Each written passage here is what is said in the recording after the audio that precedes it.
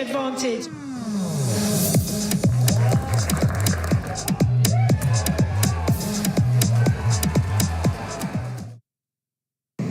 Hello, good evening and welcome to Burnaby Road for this year's Inter-Services Under-23 Rugby Championships. I'm Kath Brazier and tonight we're bringing you live coverage of the defending champions, the Royal Navy, up against the Army. Now, of course, the first game in this championship was due to be played last week in Witney, but unfortunately there was an electrical fire in the clubhouse about an hour before kick-off, which meant there was no power to the floodlights and the game had to be postponed. We'll have more details on that postponement at half-time for you, but for now, let's rewind 12 months and see what happened in 2022. We're over in the corner and we have a try. We've got the first try.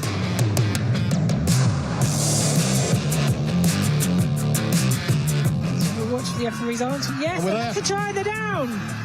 The RAF have scored.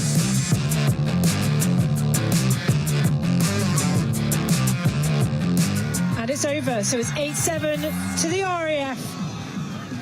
And this is as tight as it could be in these conditions. And Jack Bartlett with the fullback now, Freddie Elliott going for it. So brilliant run from Elliott, and this is going to be a magnificent try. What a superb try from Freddie Elliott, the fullback.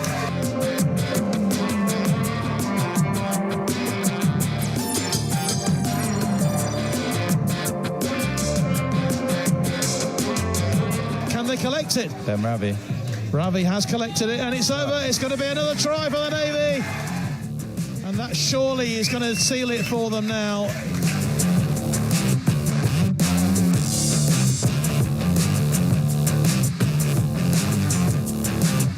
And going in for the The try is Charlie Penrose Toms. A third try for the Navy. Navy have it again, and they're driving for another try. And just caught on the line, but are they over? Yes, they are. It's another try for the Navy. Well, this is turning into a rout now.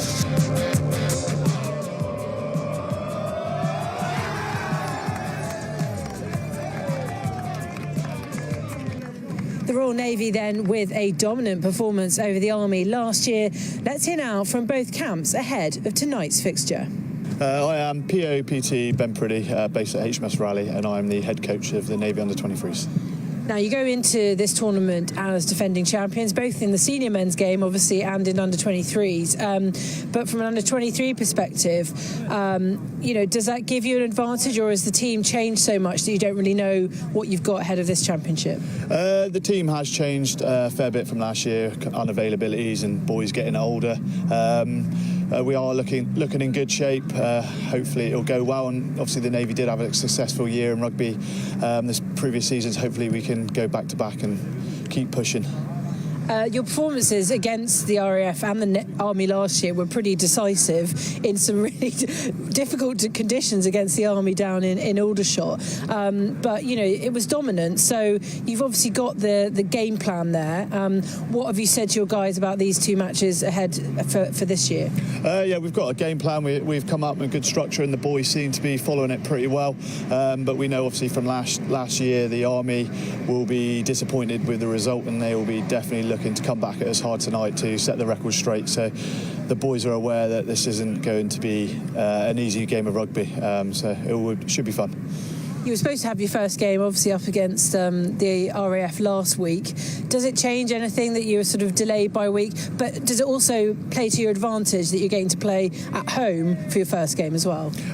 Not too sure. We managed to get a week's prep last week. Boys were very disappointed the game didn't go ahead. They were looking in good spirits and good shape, and then a little bit of disappointment not to seal the deal with a game, but it's given us time to recoup, get back together this week, and hopefully we can use that time to take on the Army tonight. Great, thanks very much, Ben, and good luck. Thank you. So I'm Major Gareth Slade-Jones, and I'm the head coach of the Army Under-23s. Disappointing, I know that the games didn't go ahead last week, but it didn't involve the Army, so it hasn't really disrupted you guys at all. And I suppose you've just gone into this game as your first game, ahead of the championship. Yeah, our prep wasn't really, messed up by that performance with the fire as such. So we've been all right. It's been normal jogging for us, but I do feel for both teams there because there's a lot of prep gone into it. So yeah, I do feel for them a bit, but that wasn't us, so I'm not too bothered. I think it's fair to say that the Army were looking for quite a considerable improvement from last year. What's the team looking like in comparison to last year? Is it the same sort of people, or is it a lot of people with under-23 rugby obviously age out? But are you confident going into this championship? Yeah, so this year we've got 6-7 boys left from last year's squad, so it'd been a big change. Well, like you alluded to, the changeover at 23s is very, very quick, and because of training and so forth, it's been difficult. But very confident this year. It's probably the 3 years I've been with them, it's the best squad we've had. You got a game here at Burnaby Road as first up. What's your sort of game plan? How much do you know about the Royal Navy? They are defending champions. Does that make a difference to your game plan when you go into this championship? No, I think it's we don't overanalyze it. At the end of the day, you can waste a lot of time doing that. My boys know what they need to do, and ultimately it's about the performance, and fingers crossed the performance then takes care of itself and the outcome comes our way. But we know the Navy be good up front with Prids taking them and so forth, so we expect a bit of an arm wrestle, but ultimately it's a game and we've got to see what we can do. Okay, good luck, and I look forward to this match. Thank you very much. So due to the unforeseen circumstances of last week, this is where it all starts. The first of 3 games being brought to you live by BFBS over the next few Wednesday evenings. Your commentator for tonight is John Knighton. Thanks, Kath, and a very warm welcome to you for what I know is highly anticipated clash here between the Royal Navy and the Army's young rugby players. When isn't an Army versus Navy clash anything other? But tonight here in Portsmouth, there's a real feel in the November air of a classic encounter. With me is the UCAF and RAF head coach, Justin Coleman. Justin, good evening, and thanks ever so much for joining us tonight. The team's just coming out onto the field. Great feeling of anticipation tonight. Yeah, good evening, John. Thanks for having me. It's always a huge occasion, and even more so for these young rugby players starting their service careers. Well, let's take a check on the team, shall we? Because the Army just coming out on the field now. The Army head coach, Gareth Slade-Jones, and his team have looked at 85 players since the start of September. Only 5 returned from last year, including centre Rav Ravakanula, and Tex Kobitu is on the right wing with scrum half Kev van der Leest as well. He starts on the bench. They're skippered by hooker George Cohen, the son of Dan Cohen, who graced the Army shirt in the early 2000s, with vice Jamie Diamond at centre. And look out for Seb Basti-Jones in the second row. The number 4 has, I'm told, got a brilliant future. And Tabs Tabua, who scored a hat-trick in the last game before going off on ceremonial duties, he's on the bench. For the Navy, they're having to make a late change to their lineup. Actually, missing is going to be their fly half number 10, George Prentice, the musician from the Royal Marines Band in Portsmouth. He has picked up an injury before the game kicked off during the warm-up here, and he's going to be replaced by Harry Mays, who'll come in from HMS Heron and Hartlepool. But they're a very exciting young side.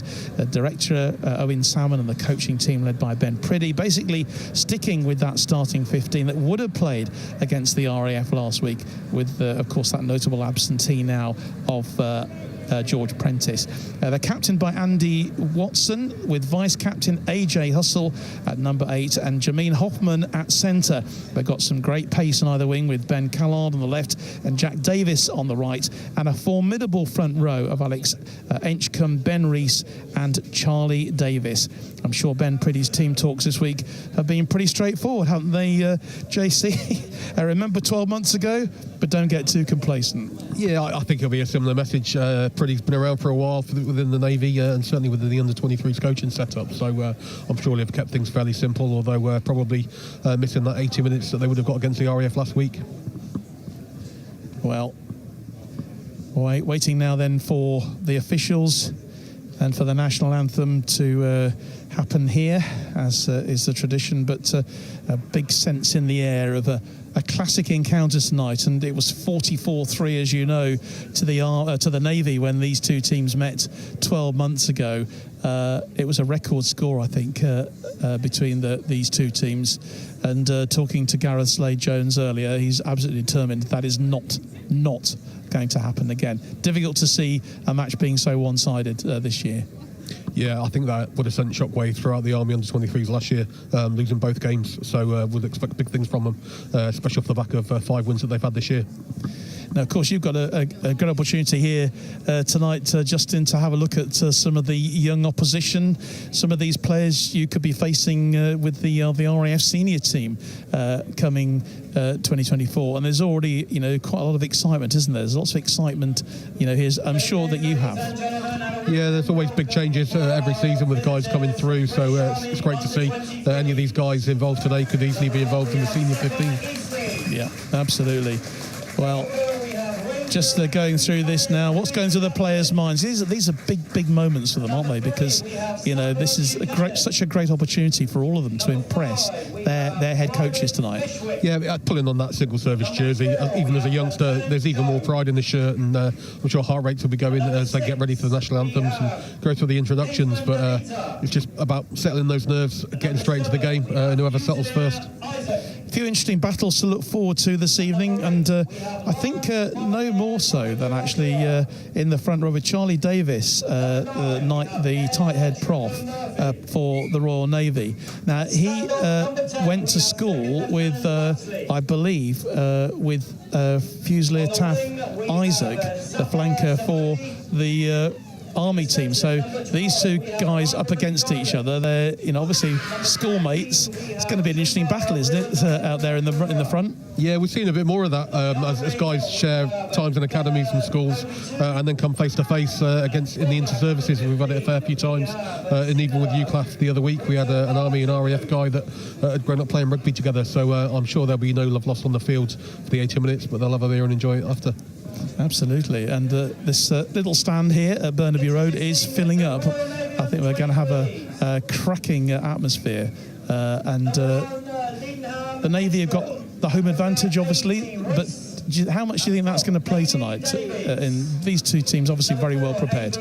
Yeah, I think looking at last season when the Navy went away to Aldershot and put on a big score against the Army, but being here supported by Navy, whatever ships are in port at the moment, guys that will come out to support, then the Navy have surely got to be favourites on the home turf. You would have thought so, but the Army definitely out to break that one. So the Army, of course, are well known for they'll play the flowing rugby. They've got a lot of flair players, obviously with these Fijians as well. They've got the pace, haven't they? But how the Navy, are they going to contain them to start with in the opening moments, or are they going to really go for it? I think they'll have done their homework and their analysis beforehand on the 5 fixtures that the Army have had, and will look to stop their Fijian ball players from getting a head start in the game. But I think the Navy will be very structured in the way that they play, linking in with the men's senior 15 like they did last season, especially with the coaching team that they've got with Ben Priddy, Craig Duncan and Chambo as well getting involved. So there'll be a lot of transfer from the men's side down to this under-23s in terms of shape and structure. Indeed. Well, time now then for the national anthem.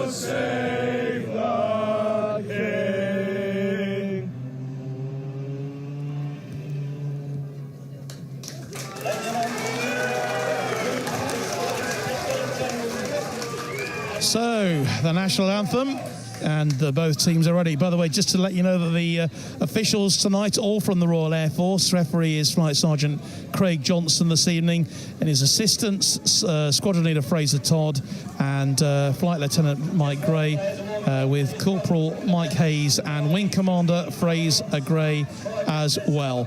So those are the officials, all from the RAF this evening. We're all set then for a cracking game. Both teams out on the field, obviously earlier on doing their warm-ups.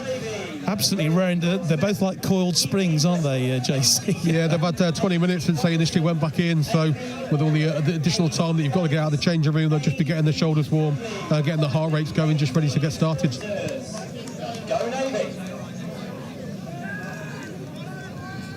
So just to remind you, that late change then to the Navy team with George Prentice missing. We wish him well.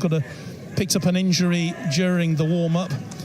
And so coming in for him is Harry Mays, wearing number 21.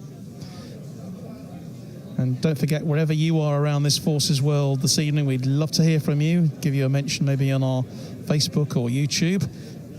Let us know where you are. If you're on a Navy ship, perhaps right in the middle of somewhere in the ocean somewhere, and tuning in on BFBS tonight to watch, then we would like to hear from you.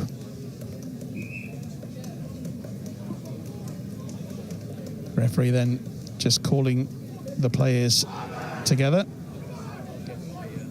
for us to get underway.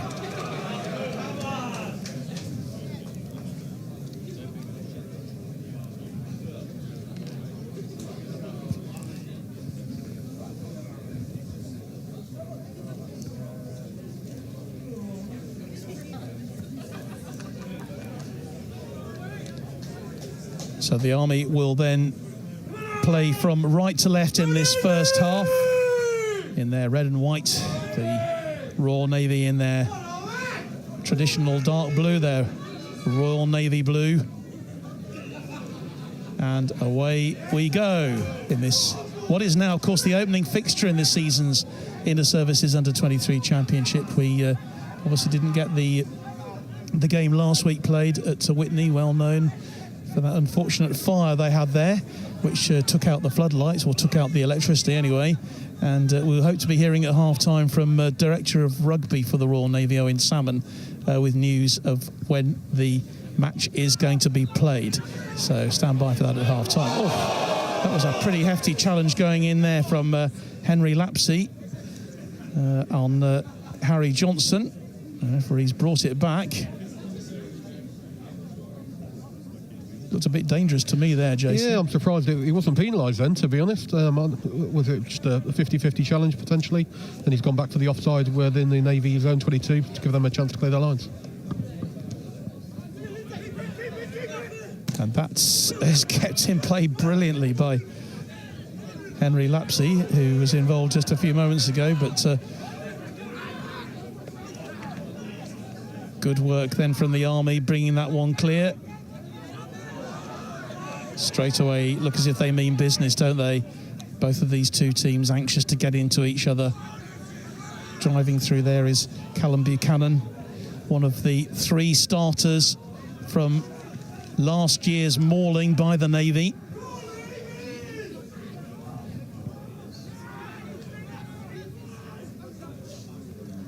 Nicely worked. Will Savodi getting his first touch of the game. Here's Jamie Diamond, the vice-captain.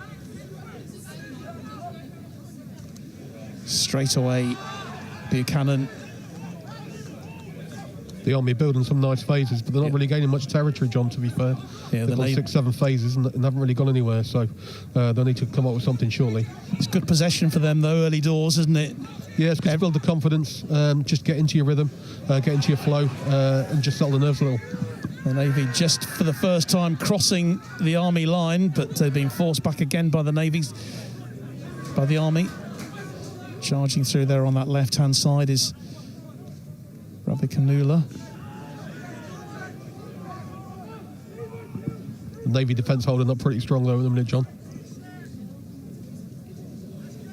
Yeah. Very disciplined so far in there. Back, but an opportunity for the first of all for the fullback to run through. Ratabalavu. Good tackle on Ravikanula, but the Army right on the line. And are they going to go in? It's being held up at the moment, but this is danger for the Navy. Yes! And are they over? Yes, they are. Well, that was a terrific opening move then from the Army. The first time really their backs have been released. Ravikanula, Rav getting in there. Well challenged. Again, it was Diamond involved, Jamie Diamond. And eventually going over for the try. Just sort of in that melee of players. The referee has given it. Yeah, it was a really good break, John. Good patience by the Army as well to go wide, multi-phase without really gaining much territory, and then just to find a little gap to make a decent break, and a great offload inside to the centre to get within 5 yards, and good patience in the red zone then to convert. Oh, Henry Lapsey with an early chance then to add the extra 2 points. 5-0 the Army ahead in these early moments of this game. Lapsey just taking his time there. We don't have a clock, of course, to count down. And that is safely over. So the Army, after just 3.5 minutes, go into a 7-0 lead. That'll settle the nerves really nicely for the Army, John, to get that early start and relieve a bit of pressure just so they can settle. Now it's over to the Navy now. They need to build a few phases and get some territory in the opposition half.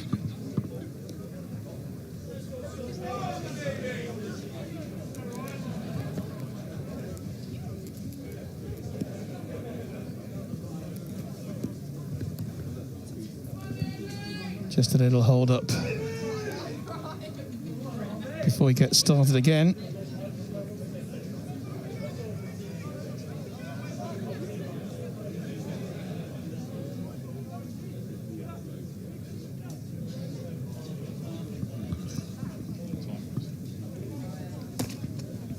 Just one of the Navy players getting some treatment there, I think, John. Maybe a blood replacement coming on, potentially. Yeah, and the man who just looks to be taking that is Ben Callard. Is he going to be coming back on? He's just receiving some... No, it's actually the number 14, isn't it? So it's, Jack Davis, who is just getting some attention.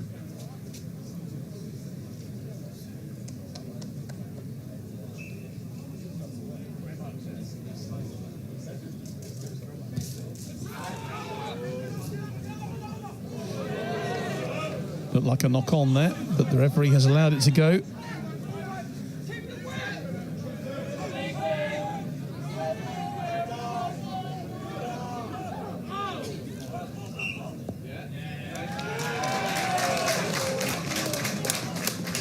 Looks like the scrum half knocked it on then when he was rushing his exit, I think, John. Yeah, it was a knock on, and so chance for the Navy then to build something in these moments. They've got to make the most of the opportunities. I think the Army have set their stall out, haven't they, very early. That's the thing, the Navy forwards, I'm sure, will be keen to get the upper hand for the first scrum of the game, just to assert some dominance here at set piece, and we can read out from this first one of who's going to be the heavier, more diligent pack when it comes to scrum time. So the Navy put in then. Good drive from the Army. Navy have it out though. Coming forward with them. Nice one from Hoffman. Made some good ground there onto the 22. But have the Army stolen it? Looks like they have. Great work there in the breakdown for the Army. And they'll clear their lines then. That'll be Lapsey does that.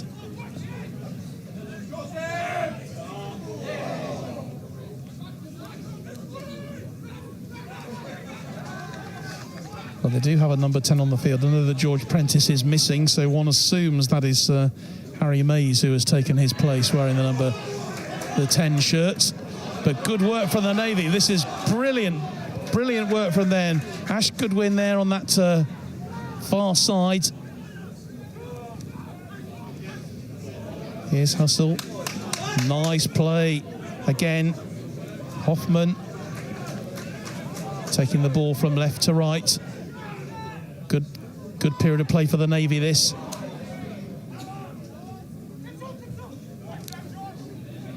Yes, Charlie Davis. It's a good first challenge for the Army defence, John, to see what they can handle. That's a brilliant play for the Navy so far. Long pass going across, brilliantly picked up by Hustle. AJ Hustle doing really well with the pickup. As you say, the Army defending this well.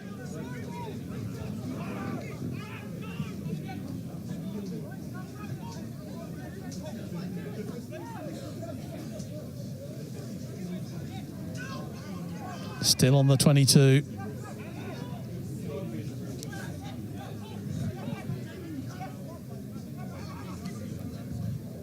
Prentice.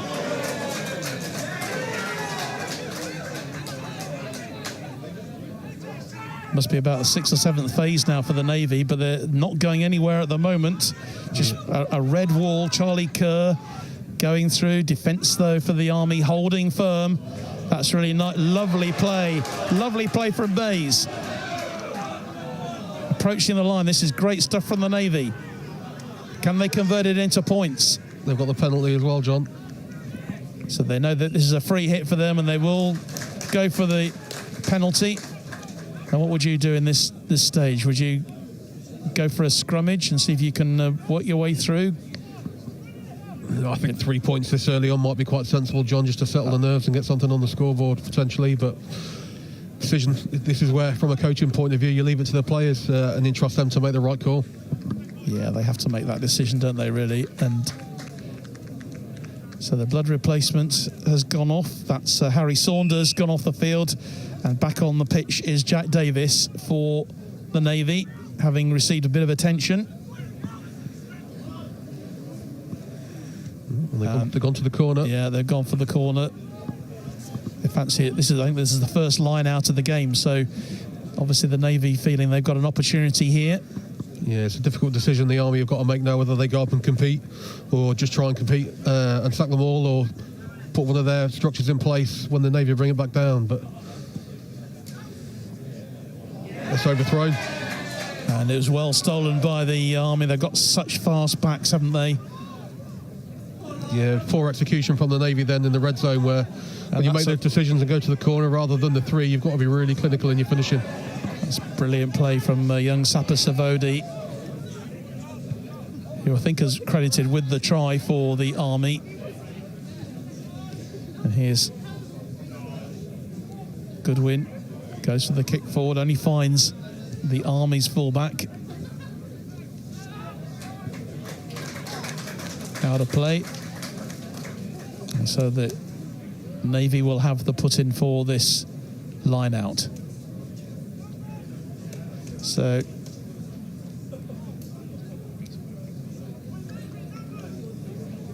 good opening to this game, JC, isn't it? As we expected. Yeah, it's a pretty good start. The Army have really come out firing and get that early score will really settle them. The Navy throwing the kitchen sink back at them. It's unfortunate then that their maul didn't get functioning, and they've struggled with a not straight at this line out as well. So they'll need to fix that set piece and get the line out sorted to give themselves any kind of platform. You can't blame that on the wind, because we've got no wind here tonight. No, maybe they just need to simplify it, build a bit of confidence for the hooker, to be honest, whether he's struggling a little bit, but just give him some front ball to start off with before they start trying to hit the tail. A few mentions on Facebook. Good evening, Mal Roberts watching this evening. Gerhard Vessels is watching. Gaz Smith is watching. Good evening to you, and hope that you're settling down in front of maybe the armchair, in front of the fire perhaps, where it's a bit warmer than it is here. I'm sure Mal Roberts will have his slippers on down in Cornwall, living his best life. Yeah, good evening, Mel. Missing you. Good put in there for the Army. Turned it round. And here's Diamond, Jamie Diamond, across now onto that far side, and the fullback, Ratudalavu, getting really involved already.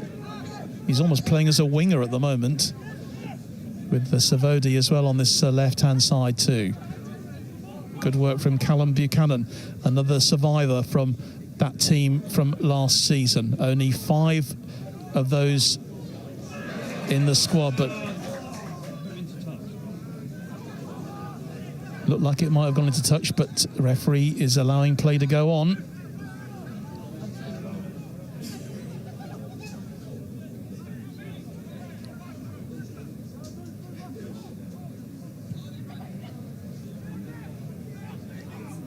Who's going to be underneath it? That was knocked forward surely by the Army player there. So the Navy will get the scrum. Yeah, a few scrappy exits from the Navy, John, to be honest, in their own 22. Something they need to probably tidy up at a couple of areas of their game if they're going to get back on level terms with the Army. Early days yet. 8 minutes played here at Burnaby Road. Army, an early lead given to them by Savodi. It was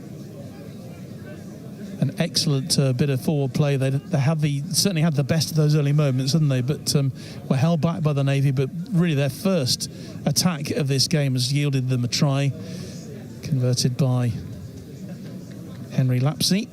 Yeah, the Army have had a couple of big wins in the lead up to this game, John. So I'm sure that'll be doing a world of good to get on the scoreboard so early, as opposed to the Navy, who have butchered a couple of opportunities for points on the board to start off with. So it's early on, but the Army certainly got the upper hand at the minute. Yeah, the Navy will be wanting to get on parity as soon as they can, but whether the Army will allow that to happen, of course, is another matter. Brilliantly brought forward. It's like Criddle there did a really good job there bringing the ball clear. Kick into the sky from Hoffman, the vice-captain. Referee's going to bring it back, and the Navy win the scrum. Oh, a little bit of jiggery-pokery there going on with Dav Davita getting mixed up, the Kingsman. The Army loose head had a really good go at the Navy scrum then, so whether the Navy had switched off or the Army are just starting to get one up on them, it'd be good to see now if the Army have a go at it again, see if they can get the ball back. James Roberts says, let's go, JC. The sheriff's in town on commentary. No comment. Thanks, John. And Annie Duffield, I'm watching my brother Aaron, my big brother Aaron Duffield playing this evening.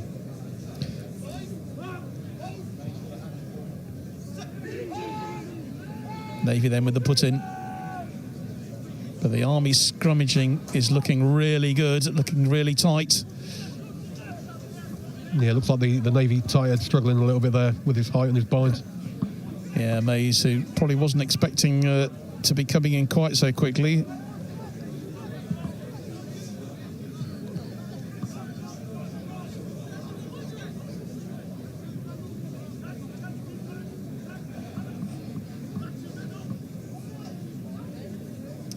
The Navy have the penalty. Let's see what they do line out time now, John. They really need to start this functioning for the Navy, to be honest. They need to nail this line out because the last one was so way off course. It was it's almost following the wrong compass bearing, wasn't it? Yeah, the first two have been off. They need to build a bit of confidence, like I said, with the hooker. Oh, apologies, Army line-up. Siobhan Fishwick watching son Harris tonight. And Elise Burton says, come on, Charlie Kerr, we're all watching. Wherever you're watching, it's great to have you along here on Forces News YouTube and Facebook tonight, and on BFBS television all around the world for this opening match in the Inter-Services Under-23 Championship. Great work again from Fishwick there. Just mentioned there, his mum's watching.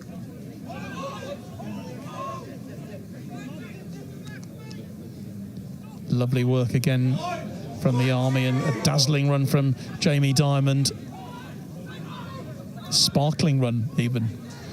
Yeah, they look really composed, the Army, when they get out wide, to be honest. Lots of patience, so they've obviously been working really hard at it. And the Navy's struggling for ideas at the moment. And the mark called there by Ben Callard. I think that was quite wise, really, because he had Rav on him like a ton of bricks there. So Callard will put that into touch. Bexhorn says, go Navy. Our son Toby playing number 4 for his first time.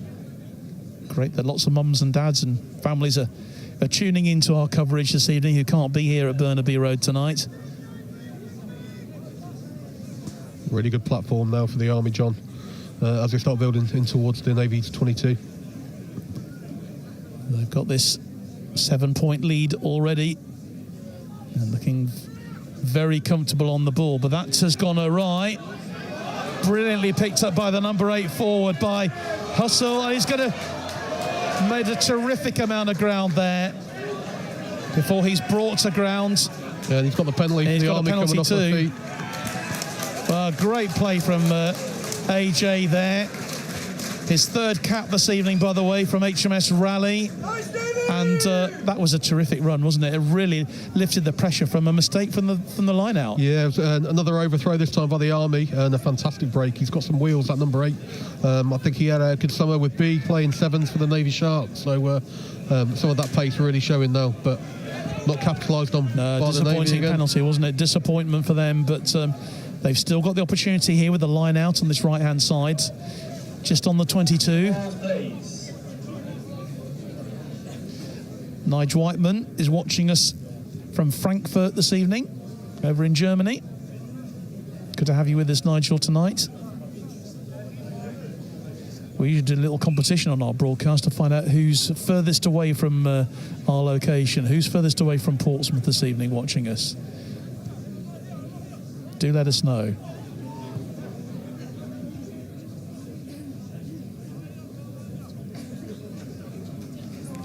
So an important line out then for the Navy here. What can they produce? They certainly need to produce something.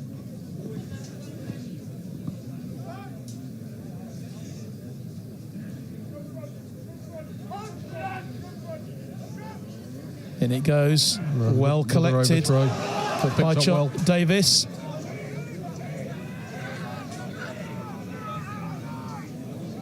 It's a great pickup as well. Brilliant pickup then from Charlie Kerr. The Army defending manfully at the moment, keeping the Navy out, but this is good ball, good opportunity then for the Navy to get something from this. They definitely need something out of this, don't they? Yeah, they've got a free ball as well, so there's plenty of opportunity here. But and that's a brilliant charge through from the fullback, from Ash Goodwin. Very close to the line. They certainly need to come away with points from here, John. But being held up at the moment by the Army. And the ball's gone loose. But the advantage obviously was played. The Army have conceded this penalty. They get interested to see what they do the second time round. Right in front of the post is guaranteed 3 points, isn't it? Yeah, that's what they're going for. Yeah, it makes very sense. Wise. Yeah, definitely, John. Looking at the line out not functioning to kick for corner when you should be a guaranteed 3 points would be a tough call. So good to get the Navy, hopefully, onto the scoreboard to start the game. Now the responsibility then of Jack Davis. Can he put the Navy's first points of this inter-service this season on the board?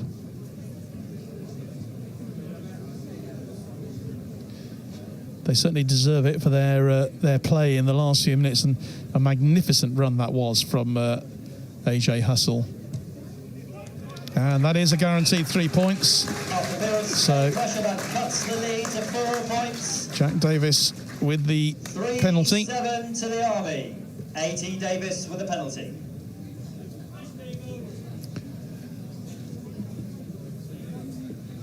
I think they're worth those 3 points, don't you, JC? They've had two, good spells on the opposition line, so they had to come away with something. Yeah, they're making a few errors, the Navy, especially from penalties and set piece as well. So any opportunity in that 22 just to calm the nerves a little bit and just be probably a little bit more patient on the ball, try not to force it, but getting those 3 points should settle them a little bit.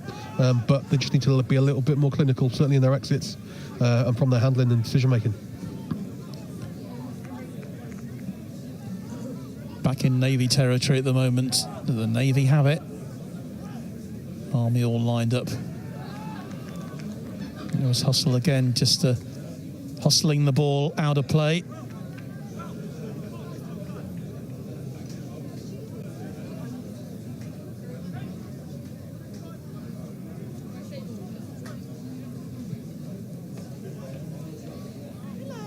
I'm sure Ben Priddy will be pleased really with the response that his players have made after conceding that early try.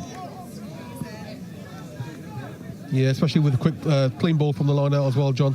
Hopefully they can put some this favours. Is, again, looking good for them. Nice work with Hoffman going through, the vice captain.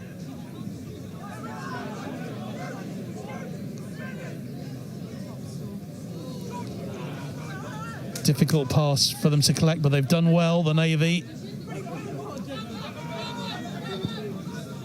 Handling looking pretty good so far. Driven forward. Nice work from Watson, the captain, Andrew Watson. The charge forward then with Rees brought to ground. Welshman, penalty to the Navy. Looks like the tackler not rolling away there, John. Hands on the ball and on the floor. Needless penalty from the Army. That will be a bit of a concern to Gareth Slade-Jones, because they're anxious to cut those opportunities out for the opposition. But again, the penalty disappointing for the Navy, which gives the Army the chance to regroup themselves. Navy come at them once more. Yeah, that's twice the Navy have missed touch off a penalty, John, which a pretty big error when you're really pushing for territory. Maybe just simplicity and giving yourself a platform in the opposition 22. And it's Right, and it's the Navy who are playing all the rugby at the moment. It's the part of the pitch they're playing it in that's the problem, John.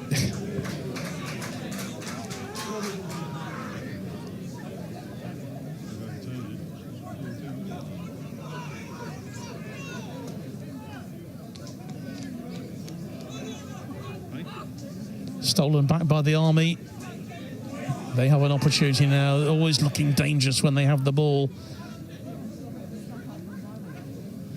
Goes out to Basti Jones. Collecting it again. Nice work from the Army just onto the 22. Ball goes across then to Lapsey. And it's a penalty to the Navy. The crossing over, I think, wasn't it? Yeah, well, accidentally he ran into his own player then, just to create the gap. But it looks like a bit of a miscommunication. But the Army look lethal when they've got that turnover ball. Breakdown-wise, the Navy aren't competing to slow it down, giving the Army quick and easy ball. So, especially with some of the pace that they've got outside, it's probably an area they'd want to look at. It's interesting, watching Henry Lapsey. He's wearing number 10, but he's really got the fullback's role, isn't he? He's wearing a number 10 shirt, but he seems to be going into that fullback role all the time and looking very dangerous indeed. Yeah, he's coming in at first receiver a lot as a playmaker, and he looks quite lethal. He's making good decisions and releasing some of the Fijian backs that the Army have got. So one to watch out for, I think, as the game progresses and bodies start tiring a little bit. So the line out then in front of our position here, Ben Rees, well collected by Watson. There's a battle going on there. What can the Navy do here? Still trailing by 3 points here, 7 points to 3. Halfway through this first half of this Inter-Services Under-23 match. Underneath it was Ratabalavu, who is officially the fullback, wearing 15. Goes to his opposite number, Ash Goodwin. In fact, it goes to Mays in the end. And Goodwin will let that one, I'm sure, not go out of play. As he kicks into touch. Gets the ball onto the 22. Say good evening to Jamie Doig, one of our loyal viewers up at Leicester Tigers today. Evening, Jamie. And Nick Taylor, Buck watching in the Rhondda. Go Navy, he says.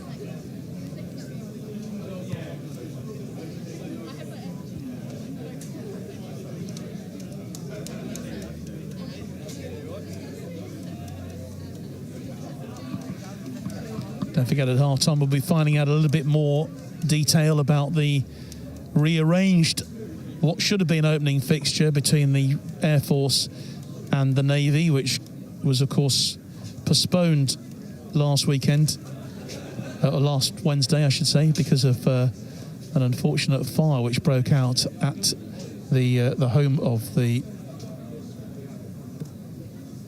RAF for that particular game at Whitney. A fire that basically took out the electrics, and disappointing, must have been for both the RAF and the Navy's players, because they were Justin, because they were obviously prepared for that game, and it was only literally a couple of hours before the game that it was called off. Yeah, there's a lot of preparation that goes into any inter-services game, regardless of the level, John. So the RAF guys were out on the pitch. I think I arrived just as the Navy team were getting in about an hour and a half before kick-off, so everyone was prepared, ready to go. And unfortunately, just due to circumstances out of their control, it couldn't happen. But hopefully they've got some plans for a rearranged game that we'll find out about at half-time. Yeah. I think we're certainly looking at the 6th of December. I think they were still just deciding on the venue and the kick-off time, but hopefully Owen Salmon will give us a bit more information on that as we head half-time sequence.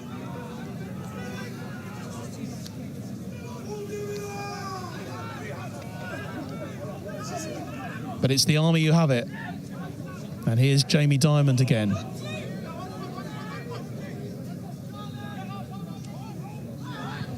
Great work then from Takadwadu. Yeah, really good offload, John. Yeah, offloaded it well, but it's the Navy who get the scrum. Must have been a forward pass in there somewhere. Yeah, knock up from the floor, I think. So Navy scrum need to clear their lines now.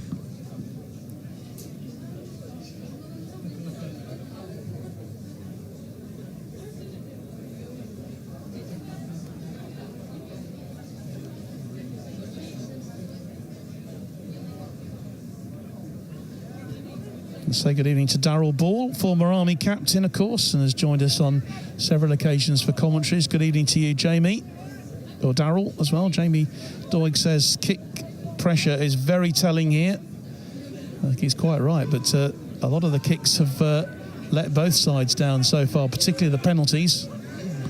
Yeah, that change to the Navy fly-off in the warm-up, John, I think, may have affected either side. But great break now. A wonderful break here from Hoffman again. That's lovely stuff. Out to Goodwin and through then to Jack Davis.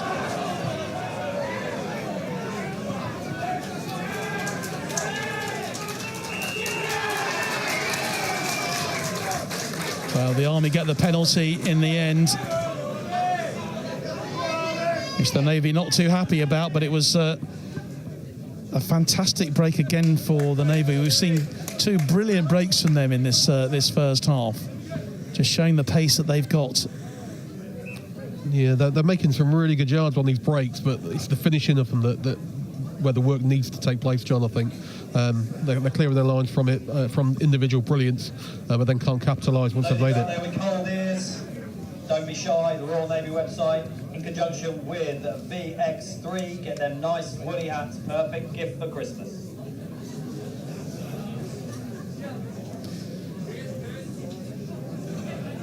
I'm sure the Army are pretty relieved about that particular break came to an end there. Difficult for us to see from our commentary position because everyone started standing up. So yeah, they look like they had fairly good support down that wing, but just couldn't get the ball released and away to finish it. Well, the Army still leading 7 points to 3 here. A try for them from Savodi, and it was converted by Lapsey. And once again, that penalty doesn't go out of play. So the Navy then, with their opportunity to rebuild once more. And Jack Davis.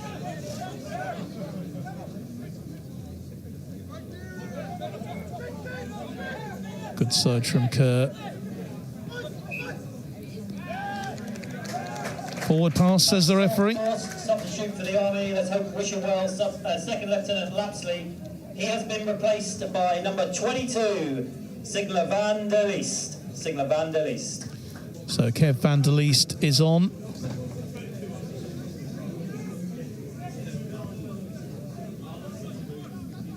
That'll be a loss for the Army. He's not lively.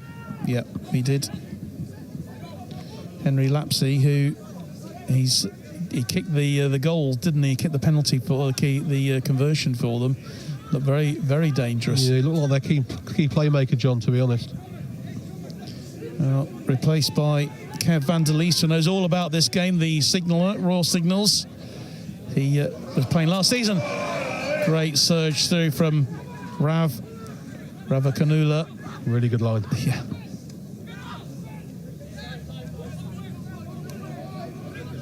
Basti Jones showing his strength.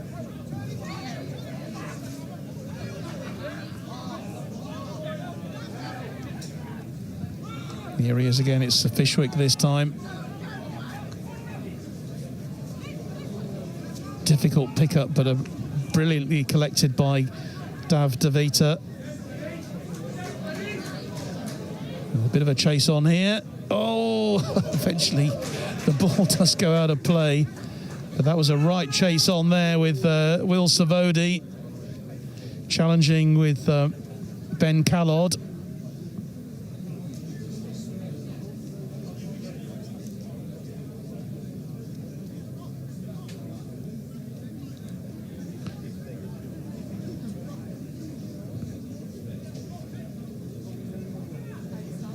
So Dropping the ball out then. That could have gone just about anywhere, but it ends up in the hands of Rava.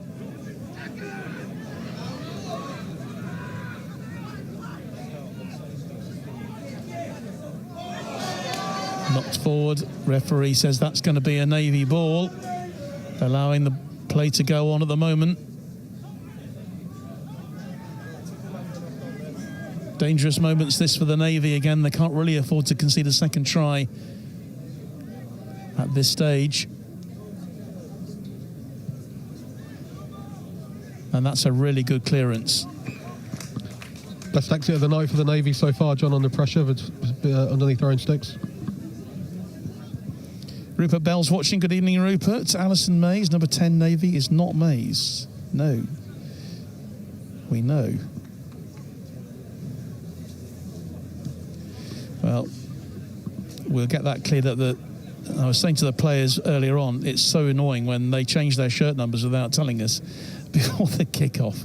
And we did have an injury to one of the Navy players. We will get that cleared up as soon as we can.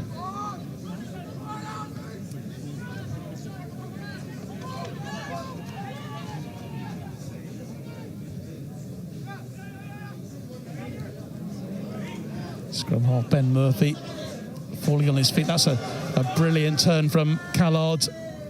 Still going, but the referee's going to bring it back. He's wondering what he did wrong. Now then, boys, no need for that. Yeah, we didn't need to react to that then. Yeah, Basti Jones and Ben Callard just having a bit of a joust there with the ball and without it.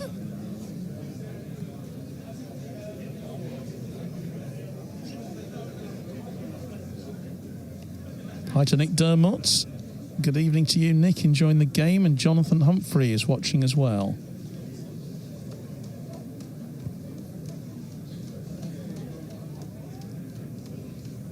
A few words being said to the two respective captains just to get their act together. George Cohen tonight, the hooker there. Very proud, I'm sure, is Dan, his dad, who'll be watching. Dan, of course, who graced the Army team back in the 2000s. Must be very special to see your son, following in your footsteps.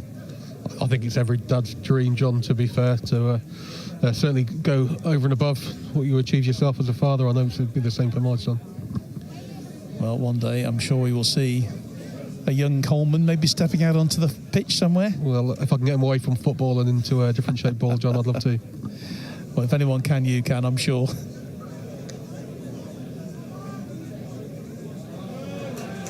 Well, one at the line out there with Van der Leest. Great work from big Fijian there. Army coming forward, then Eastleigh.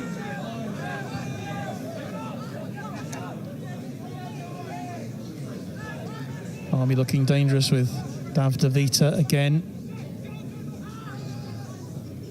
Lovely little kick forward from the substitute Van der Veer. Collected by the Navy. Important collection on their line, and they win the penalty. Yeah, the Army defenders coming off their feet then. It's allowed an easy exit for the Navy, and they're under some real pressure.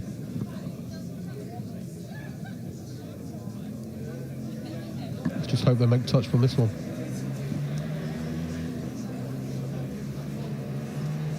Yeah, it's very tight, this. It really is. It's a close match.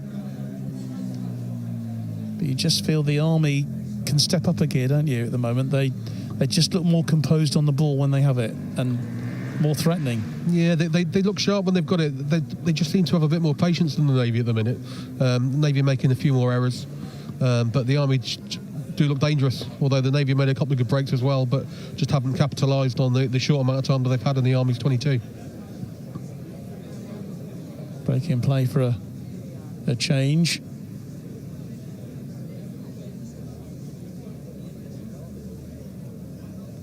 Referee just having a word with Tex Cobbatu. And he's been shown a yellow card. Sinbind.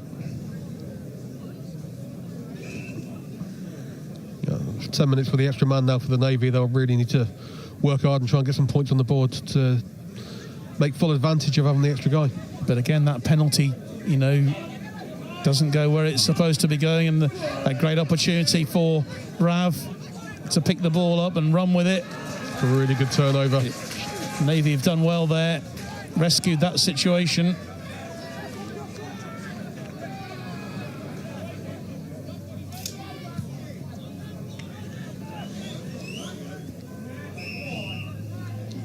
And it'll come back for the penalty. Craig Johnson. 10 minutes in the bin for number 14, gunner 32 for the British Army.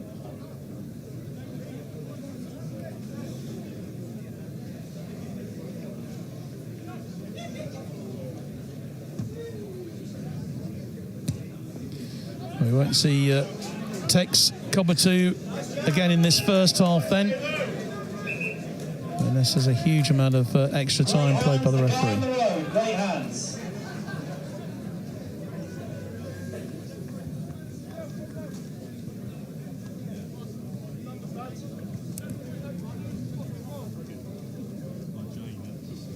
So Ben Rees then will eventually put this ball into the line out.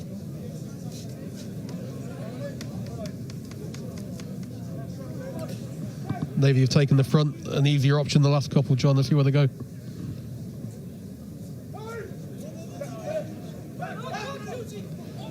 Oh, but it's stolen by the Army. Really struggled at line-out time, John. It's costing them dearly at the minute. And that was Captain George Cohen charging through with it. And what can they make of it here? This is lovely play from the Navy, or the Army rather, freeing their backs. With Savodi going over on that right-hand side. Onto the 22. Penalty, though, to the Navy.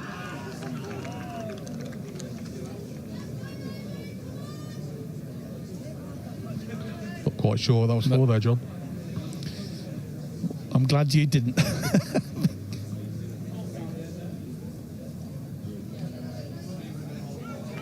Another yellow card. So they have lost their fullback now as well. Ratu Balavu is off for 10 minutes. So at the moment, the Army are now down to 13. And this is a real opportunity, surely, for the Royal Navy to make something of this. I think he said he was in at the side of the breakdown, but he might have been a team warning that the Army had before that we were unaware of. And Gareth Slade-Jones will be fuming about this. You know, lack of discipline into important players. Especially in an area where you don't really need to force it, John, in the Navy's 22. Well, both of them have been conceded, haven't they? And very deep into the opposition half. But this is surely an opportunity now for the Royal Navy to pull themselves back into this.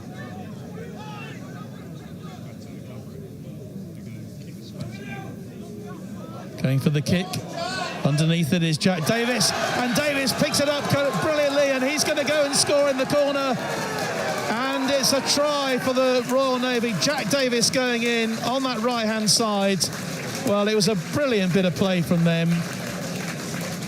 Great take in the air there, John.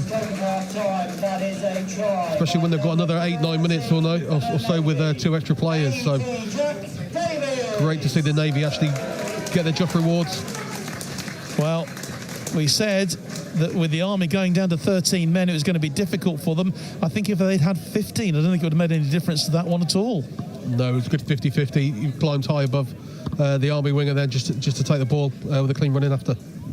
Well, it was a brilliant take from Davis, surging through, collecting the ball. He's going to go for the conversion as well. It's not an easy one, this, on this right-hand side.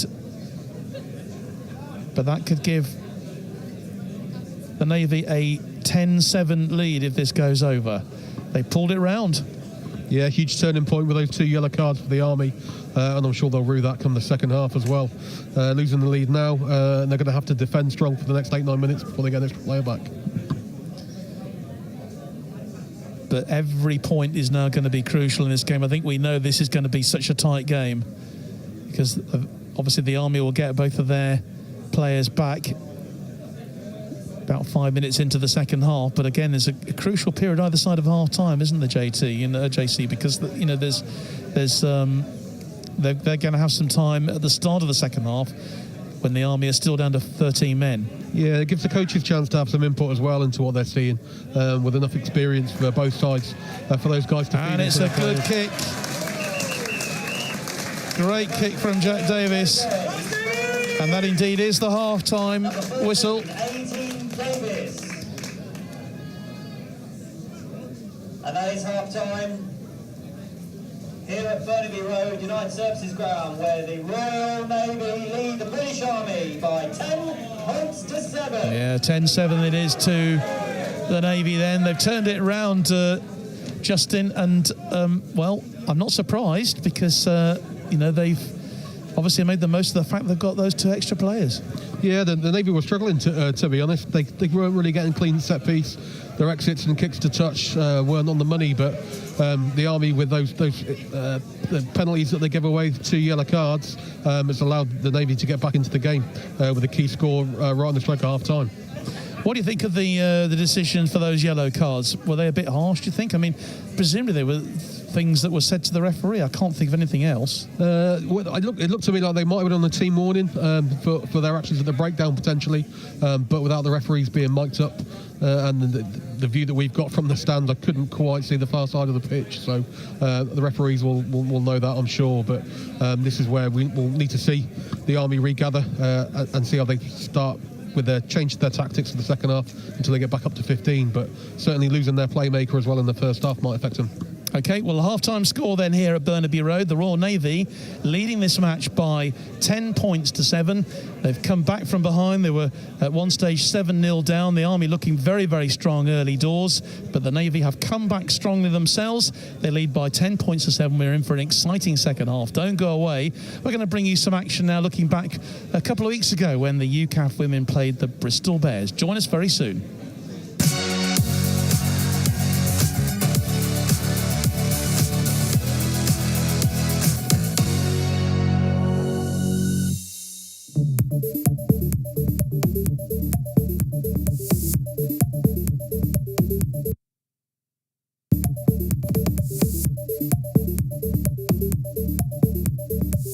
Look at the space they've created. They on have the got a wing lot again. of room on this left-hand side, and this could be the opening score of the evening. But if it's not for a tackle, it isn't. And going over to score is Molly Wilkinson, getting the first score of the night for the Bristol Bears. Meryl Smith up for the kick. Can she make the conversion to make it 7-0?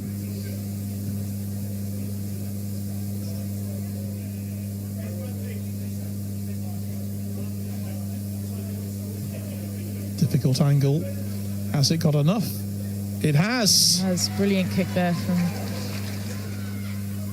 Showing them well together. Ball now wide onto the right-hand side. Goes through to Amy Coles. And there's going to be a second try for them. And this time it's Phoebe Murray who goes through the inside centre for the second try. So Meryl then with the kick, and it's good. It's a very, very good kick indeed. And that gives them a commanding 14 points to 0 lead. Important moments then in this match. Really vital for UCAF to try and not concede again, but the ball goes out wide onto this left-hand side again. Wilkinson, she's through again, is Molly Wilkinson. She's not going to be stopped, and she's gone over for her second try. Now, spread it out left. Opportunity is Courtney Pursglove, and surely she's going to score. She's going to go right into the corner. No, she's taken into touch. Well, unlucky for Courtney Pursglove. Once again, denied. Again, UCAF getting so close. Brooke goes Lucy wide. Nye. It's going to be a try, surely. Yes. It is over. Lucy Nye with the show and go there, or the pick round the corner. Quick hands. Well, it looked like Rose Dixon who got over there. Rose Dixon with the try in the corner. Great for UCAF. Rose Dixon getting the try. And ball goes wide. Important that McLaughlin picks this one up, but she hasn't. Bristol have won it back, and going over surely to score now for them is going to be Amy Coles, who goes over for the try. It was a loose ball. It was so unfortunate for UCAF there that they just couldn't pick it up. So Burgess then with the kick, very confidently over to take Bristol to 26 points to 5. Yeah, they're looking very strong, aren't they, in these last few minutes. But a team that's been together for so long. This is a fantastic run through. Brilliant run through for them, and it looks like it's going to be, it is definitely another try for them. And this time, I think it's, is that Molly Wilkinson through once more. Well, this is obviously a team who have been together, you know, and know each other's games inside out then. Oh, brilliant move.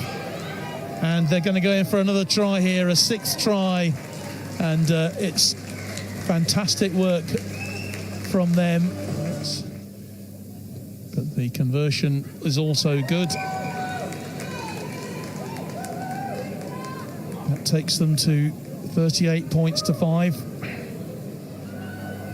And whatever the score here, you've got to be proud of these military players. They've absolutely given 100%. And if they get another try here now, it'll be the least they deserve, really, for all their efforts. I can't take it back now. I've said Colette's name, but Jade, you really have played phenomenal. Well, but to play second row for 80 minutes is not to go unmentioned. Excellent. It's been held up on the line at the moment. Can UCAF get this ball back? Can they use their strength? Driving for the line. You go in a bit high there. And they are going to score. Oh, she's got it. They have got the try. Ola's got hands on the ball and she's put the ball down. Well, consolidation try there for UCAF. Well done to... Again, I think the forwards' work just gets missed, doesn't it? Like breaking the line, taking the bat, and then the backs get their name on the ball on the tries.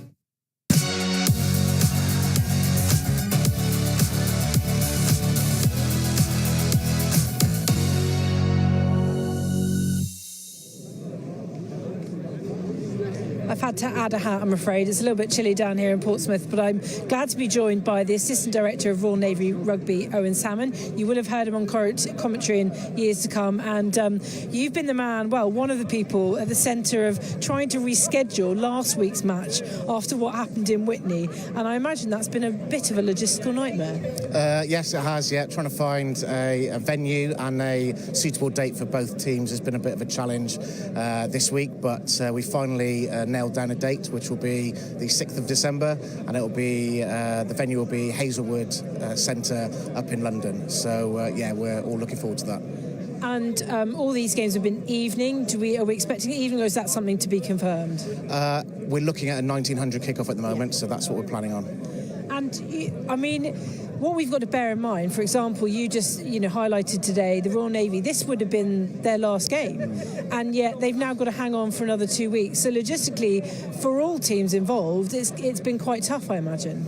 Yeah, I mean, all the services are in the same position, really, logistically wise. Talking accommodation and travel and things like that. And I know the RAF are in the same boat as us, so going to line managers and commanding officers asking for their players again has been a challenge, and it is for both services, but that's what we're here for, and we're just interested in getting a game of rugby going. Absolutely, and I know that you've used that ground before, haven't you? So that's another logistical thing, getting them involved, and because it's such a, you look at the crowd tonight, it's actually quite a big turnout. Yeah, definitely. We're not expecting a big crowd up there with a rescheduled game. Witney would have been ideal last week for everybody involved, but in the interests of the championship, I think it's important the game is played, and all parties are doing the best to get the game on. How is Witney Rugby Club after last week? I know that the floodlights went, but the fire didn't leave any lasting damage. I know that we didn't have any serious injuries. No, I believe the RAF firefighters went in as first responders. The fire service were very quick with 5 fire engines that turned up eventually and cleared the clubhouse probably within about 30 to 45 minutes. It was only in the change rooms which was affected. Unfortunately, the fire was in the fuse box for the floodlights, and that was what stopped us playing the game. Owen, if you can just reconfirm details of the rematch just as we leave this and throw back to John. So December the 6th? Yeah, December the 6th at Hazelwood Sports Centre with a 1900 kickoff. Thank you very much. You've heard that from, well, the horse's mouth. Sorry, Owen, but that's a good description as any. And let's hope you can join us on December the 6th. And now it's time to go back to John for a very exciting second half of Royal Navy versus Army under-23s.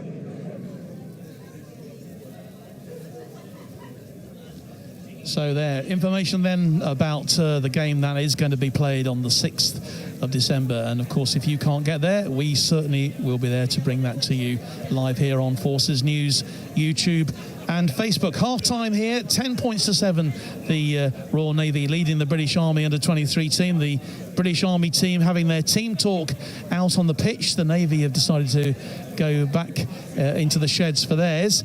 Let's find out a bit about something that's coming up next week, shall we? Here on live on Forces News YouTube. We've had the Army Sports Awards. We've had the RAF Sports Awards. Time now to find out about the Royal Navy Sports Awards.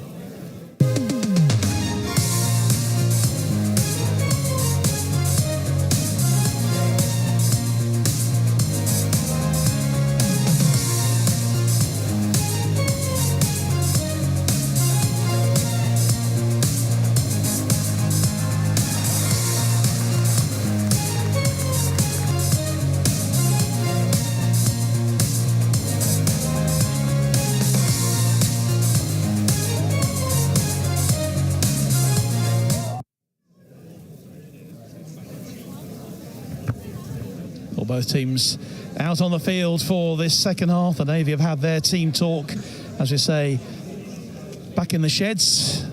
And Gareth Slade-Jones decided to give his players a bit of a talking to, I'm sure, at half-time out on the field.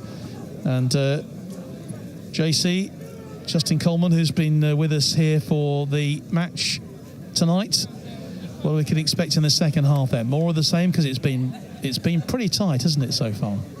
Yeah, certainly the second 40 minutes is going to be really interesting now. The Navy starting off with a couple of extra players, while the Navy have still got, the Army, sorry, have still got guys in the bin. So they really want to up the pressure and start well with this opening quarter. And we are underway then in this second half of this Inter-Services Under-23 match. Let's go, Navy! The Navy leading 7-3. They still have the 2-man advantage, of course, and I'm sure they'll be very keen to get even more out of this if they possibly can.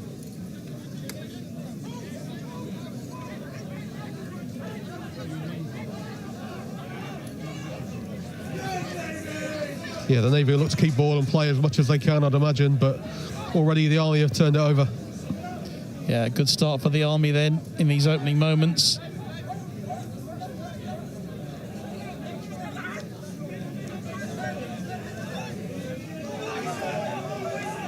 VIP still to return to their seats here in the stand. And a penalty goes to the Army. It's really poor from the Navy there. The Army have got one guy in the breakdown. The Navy just aren't competing well and giving away a penalty. It's an area they should be looking to target when the Army are down to rather numbers, but it's got to be legal.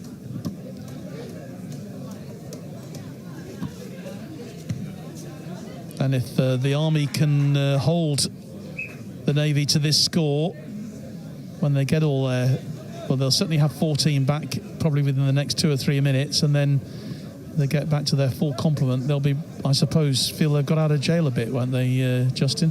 Yeah, certainly. But the Army will just try and run the clock down as much as they can, I think. Keep ball in territory until they're back up to full strength. So line up then for the Army with Cohen putting the ball in. It's a good drive from the Army into the 22. It's collapsed by the Navy then as well. And here's Cohen, brought to ground. Good tackle from the Navy, but the referee, is he bringing it back? Yeah, yes, well he's brought the penalty back, yep. I think the AR seen the Navy collapse that maul then. Interesting to see what the Army will do here. Will they run with it? Will they try and go for it? I think if I was on the Army coaching staff, I'd be looking at 3 points from here. Yeah. Well, I think that's what's going to happen. Just to clear up the bit of confusion we had, George Prentice actually on the pitch. He was not the man who got injured in the warm-up. It looks like it was Ben Callard for the Navy who got injured. And so he has been replaced. So apologies for that. It's always a bit confusing when you get bits of information flying in your direction right before the kick-off. But we know that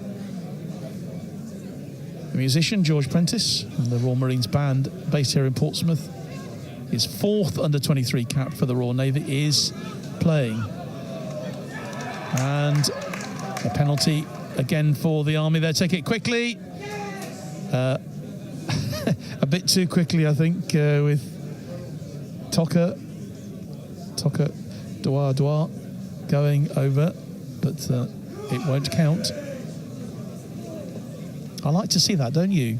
You know, with a player, you know, just deciding to have a go for it, go because it sometimes works. You get a penalty, why not take it quickly and see what you can get? Yeah, I know from the inner services last year when we played the Navy down in Plymouth, Chris Williams did the same for us and got our try down there that give us the draw. So if it pays off, it's fantastic. If it doesn't, then you start cursing that individual at times.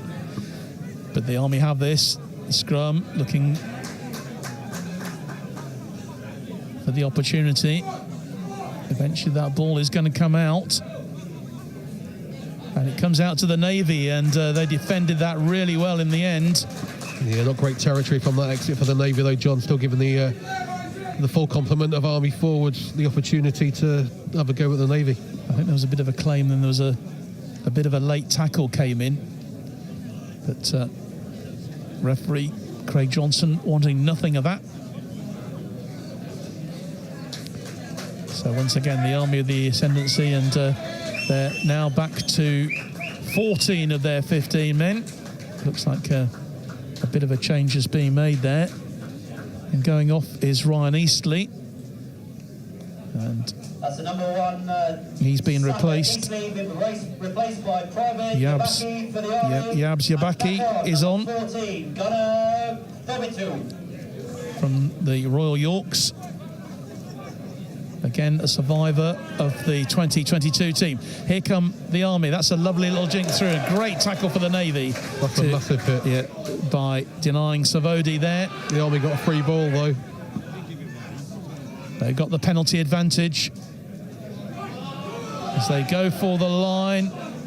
Good. This is a really good start to the second half from the team in the red shirts here, despite being men down.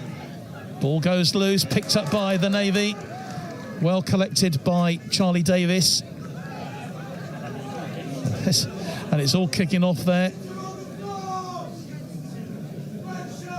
Bit of frustration kicking in, I think. Yeah, referee just separating these guys. The result means so much. Any clash like this, any Army-Navy clash, any RAF Army or RAF Royal Navy clash, it doesn't matter what level it is. It's absolutely vital. Means so much. But the penalty has gone to the Army, and surely they're going to kick this one. Go for the 3 points, bring it back to parity at 10-all. Yeah, if they can get level on the scoreboard and with 15 back on the pitch, I'm sure the Army coaches would have taken that at half-time.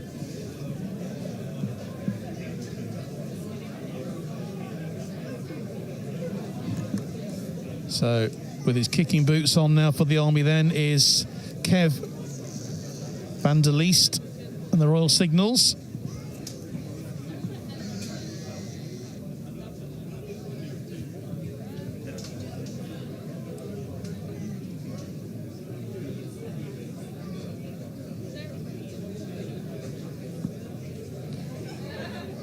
Fairly straightforward kick.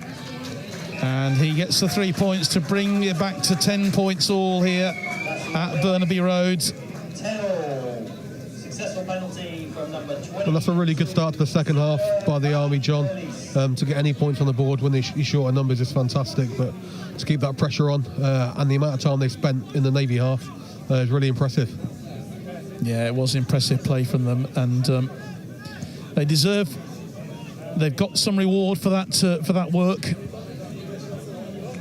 And I think we say this time and time again, don't we, that when you have so much possession, you've got to try and have some points to show for it. Doesn't matter what level of the game you're playing at. Yeah, the Army have certainly been more clinical in their opposition's 22.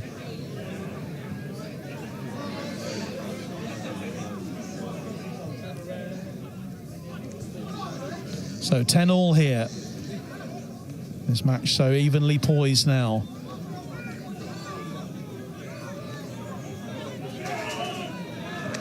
And it's a penalty, this time to the Navy. Again, moral discipline from the Army, just making it easy for the Navy. The referee's going to have a chat, I think, with the captain, so there could be another team warning.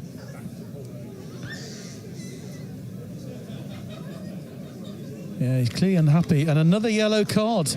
So it's another yellow this time, and this time it's Stav DeVito who's been sent to the bin for 10 minutes. So once again, the Army's discipline letting them down. There's a message that's certainly not getting through to them. Yeah, I think the referee must be repeating that same team warning to the guys for hands in and around the breakdown, and the Army just aren't listening. And that's 3 yellow cards for the Army now, which is really going to hurt them. Well, it's unacceptable, really, and it's already cost them the lead in this match. They took that early lead early in the first half, which cemented their superiority. The Navy came back at them. It's almost like they're playing their best rugby in adverse conditions. Yeah, self-inflicted, but the Navy line-out's still not functioning, John. It's allowing more opportunities for the Army to get out the half. Yeah, Jamie Diamond again showing some great skill coming forward, as is Tocker. It's the Army who have the initiative, even though, again, they're down to 14 men. So, referee has signalled an advantage for the Army, but the ball knocked forward, knocked on by Yabs Yabaki from the Royal Yorks. It's the Navy infringing at the breakdown now, John. So they get the penalty.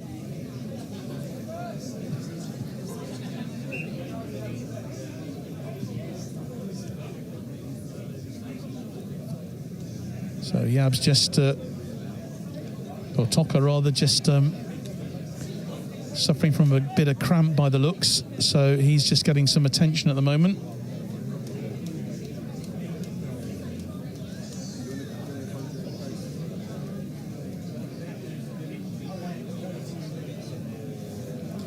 Time for a bit of a chat for both teams.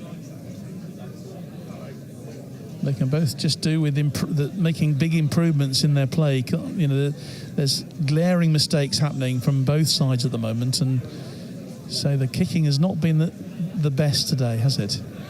Yeah, I think they've struggled with it, whether that's just individual error or system errors that they need to look at.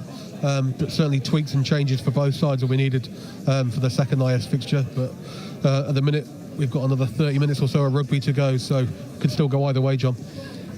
Yeah, I can't see it staying at 10-all somehow. JC.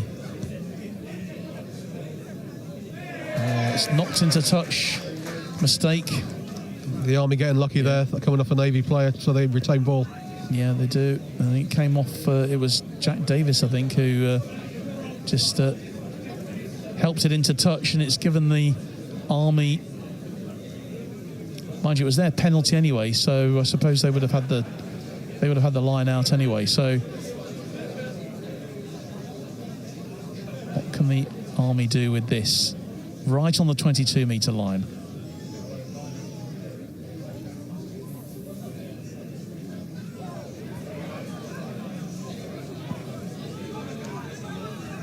Another overthrow, but the Army get lucky. managed to retain it. Let's see what phases they can build to get into the Navy 22. Stolen by the Navy. And the ball on the ground. They've done really well, the Navy there. Can the Army get it back? But it's the Army who get the put in. The ball went forward. So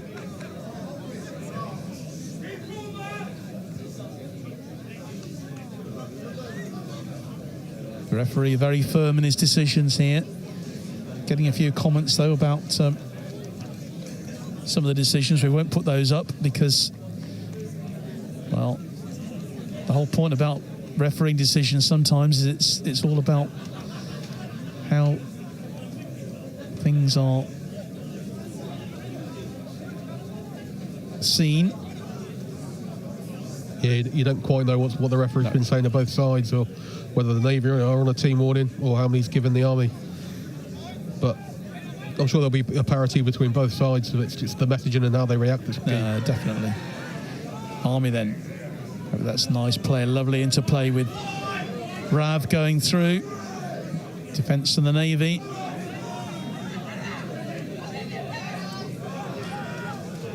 Yabaki certainly making his presence felt in the Army lineup since he came on the field. Navy being forced to defend. Remember, that's the Army who are still down to 14 men. But they can't get the ball, the men in the navy blue shirts at the moment. This is good work from the Army here as their captain drives for the line, George Cohen. Ball spread out, dive through, but not quite there. This is surely going to be a try though, and it is a try for the Army. No, it isn't. Forward pass. Forward pass. Ratu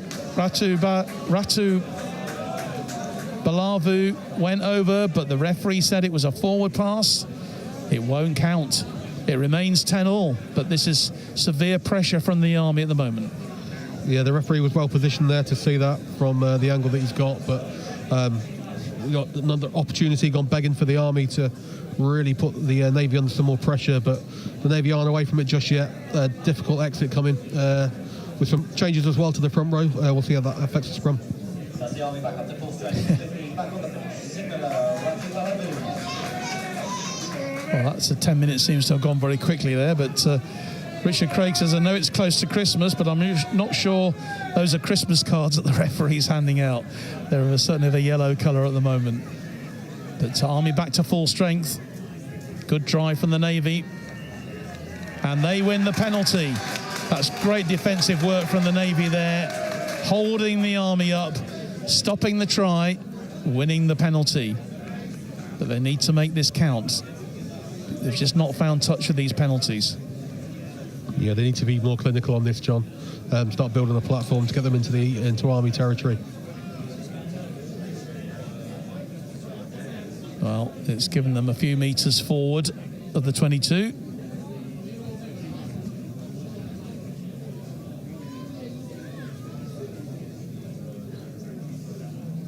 Matt Angus Bradbury says, oh, so close they were. The Army came so close to taking the lead again, but denied by the Navy.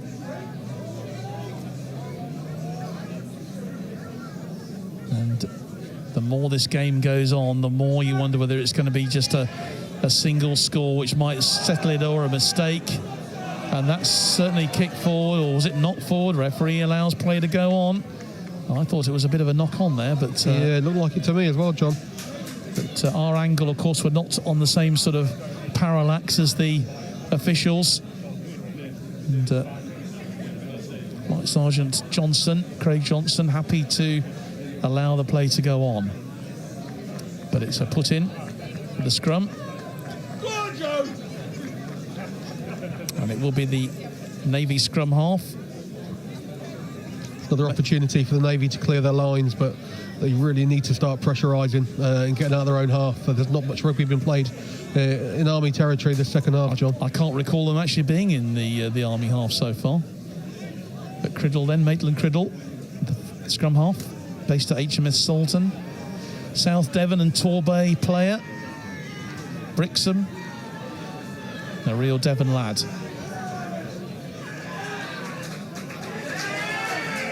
Good attacking play from the Army, though. Stifling that from the Navy. Yeah, the Navy win the penalty. Offside. Yeah, I think he just gone a bit too early. So the ball out of play. A bit of respite then for the Navy defence. That's an Army substitute. Number 2 has been substituted by number 21, Trooper Tabora. So Tabs Tabor has come on for the captain, George Cohen. Another Navy overthrow at line-out time, John. It's really costing them dearly. Not worked at all, has it? But they're holding at the moment. This is a great drive from Jamie Diamond, vice-captain, who's, I think, has played a terrific game so far for the Army. Here's Tocker, big number 8. Army get it back. Interception, perhaps, but well collected by Ratu.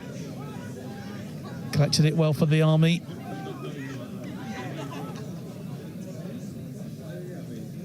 Army driving forward once more with this time Yabs Yabaki. Nice work from them. Again, a 1-2. Great interplay. Some gaps open in the Navy defence now, John. With Vandalier. The Navy, though, have won the penalty. Sackler not releasing of that breakdown. My goodness me. Army so close once more to getting the lead here, but the Navy holding them all the time. That breakdown's been key for both teams, John. Just too many poor clear-outs with that cleaner not doing his job. Work rate on the floor from the ball carrier as well. Just increasing the penalty count for both teams. Yeah, let me just tell you a bit about Tabs Tabur, who's come on as the replacement hooker for the Army Under-23 side. Yesterday, he was on ceremonial duty up at the Palace of Westminster with the Household Cavalry Mounted Regiment for the state visit to this country by the President of South Korea. And he was actually on duty as well for the state opening of Parliament last week as well, 2 weeks ago. And he was riding alongside the King, apparently. So, again, I think it's worth making the point that these guys, you know, they are servicemen, soldiers and sailors first. And there's a couple of players, I'm sure, who the Navy would have liked to have had in their side today. Jack Wright, for example, who is on deployment at the moment out in the Middle East. And I'm sure you're watching this evening. Jack, I'm sure he would have been playing had you been here, been in port, you've been able to. So good luck to you out there and to everyone who's on duty this evening. Opportunity then for the Navy to really make some ground for the first time in opposition territory in this second half. And that's the difference that 2 errors can make from the Army there, John, going from 122 into the other. A knock on there turned into a penalty, just giving the Navy the platform that they desperately needed for the first time in the second half. So Reese then puts into the line-out, which they get right this time. Opportunity then for them to build in with Kerr. That looked late on the 10 for me. Here's the fullback. And this is nice from the Navy. This is their best play so far in this second half. Scrum half Criddle. Finds this time Davis. Great work from Charlie Davis.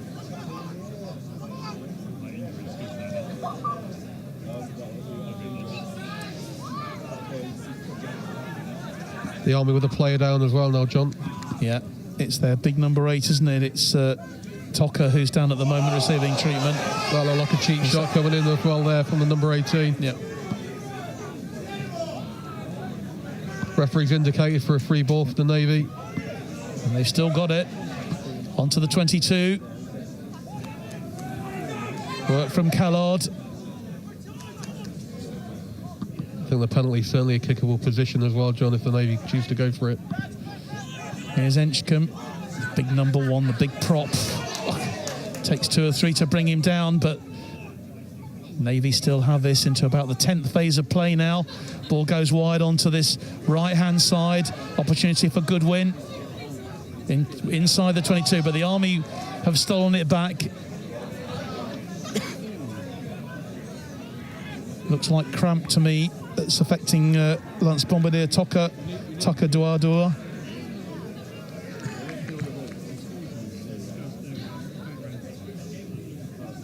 It's back for a Navy knock on there, John. Thought the referee had indicated for a penalty earlier, but didn't seem to play much advantage.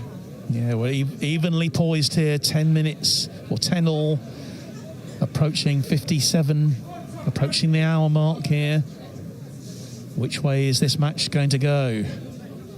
Good evening to Marcus Monnier-Williams, who's watching this evening. And Sally Blake says, come on, Joe Finnis. Inoki Boulay says, Army.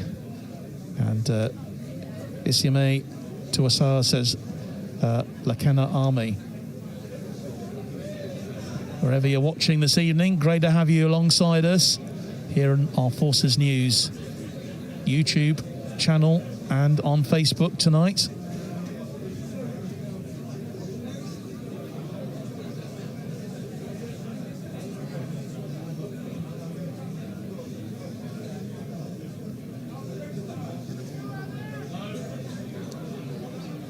So a bit of a break in play then. The Army then will have this scrum down just inside their own 22-metre line.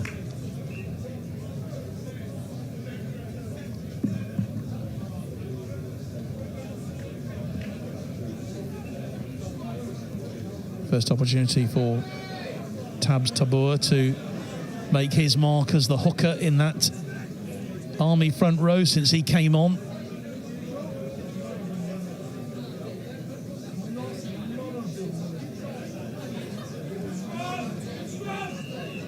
It was collapse the scrum, and the Navy have won the penalty. Decisions. Yeah, that looked like a tough call on the Army there. It looked like they had dominance at scrum time, but the referee must have seen something, or they've not painted the right picture.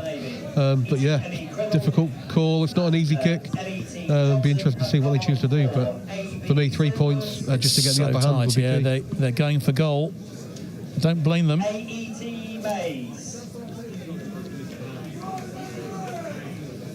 Well, Jack Davis has kicked all the points so far for the Royal Navy, scoring the try.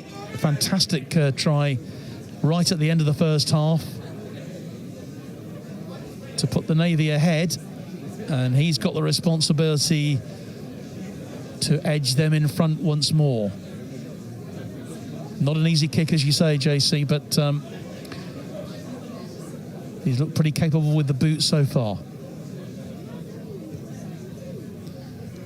And it has... Commentator's curse there, I think, John. You took the words right out of my mouth. It remains 10-10. Maybe the pressure got to him a little bit there. So not fatigue kicking in as well, I think. Especially with the Navy having had to defend for so long. There'll be some tired bodies out there now. Both of these sets of players have just given everything in this match. The Navy having to defend so much in this second half. It's really only in the last few minutes that they've shown themselves the attacking force that we know they are. And what can they do here then?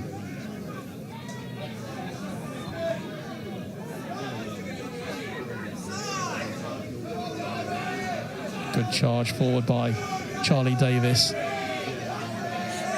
And Reese. Ball goes out wide. That was a knock-on, surely, by the fullback. Good win. It was. The referee brings it back for a scrum. Yeah, I mean, the pace has just not let up, has it, in this match? Yeah, no, it's been consistent, at least from start to where we are now. But you can see some of the guys are starting to get fatigued, so there's more individual errors creeping in. But the penalty count's going to be key from here on in, because the way things have been so far, 3 points could nick it. Well, Jack Davis had that opportunity just a few moments ago from 820 Naval Air Squadron. Plays rugby league as well as rugby union, actually. Plays rugby league for the Leeds Irish Clovers and also for Yorks County and Moortown. Good shove by the Navy. penalty. They're almost celebrating like they've scored a try, aren't they? Yeah, mentally that's a massive call. Yeah. Right decision from the referee. Couldn't quite see what went on at the previous one, but Navy Pack certainly had the upper hand that time. Yeah, turning it around. And this time, Davis will go for as much ground as he can into the corner. Ball just about nearly flies out of Burnaby Road, but it's still here in the ground at the United Services ground here, which of course they play cricket during the summer. That seems a long time away now. Yeah, we'll see if there's been any changes or decisions made with the Navy line-out, which has been struggling. Yeah, they got the last one right, I think. And coming in to join it now. Yeah, the Army offering no competition then. Yeah. But the ball not straight. Did not go in straight. So the Army come away with it again.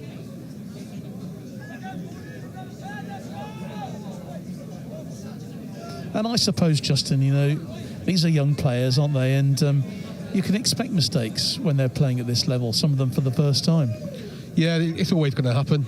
Even in the senior 15s, mistakes will occur. They will have occurred in the 5 previous games. It's the repeated mistakes, I think, and learning to adapt and change, or give an easy option at the front, or whatever's needed, really.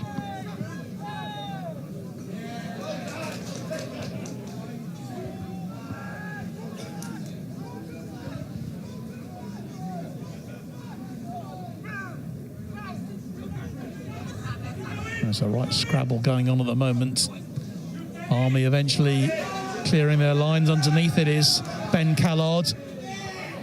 Kick forward, trying to chase it. Ball bounces in all sorts of directions. And it's collected by fullback Ash Goodwin. Opportunity for the Navy here. Real chance for them to grab the lead again in this match. With a free ball as well. Slightly run into trouble. Navy, Army having to defend. As you say, they've got the free ball. Navy driving for the line. They're still, 5 metres out or so. Harry Mays is on the field now. Wearing number 21.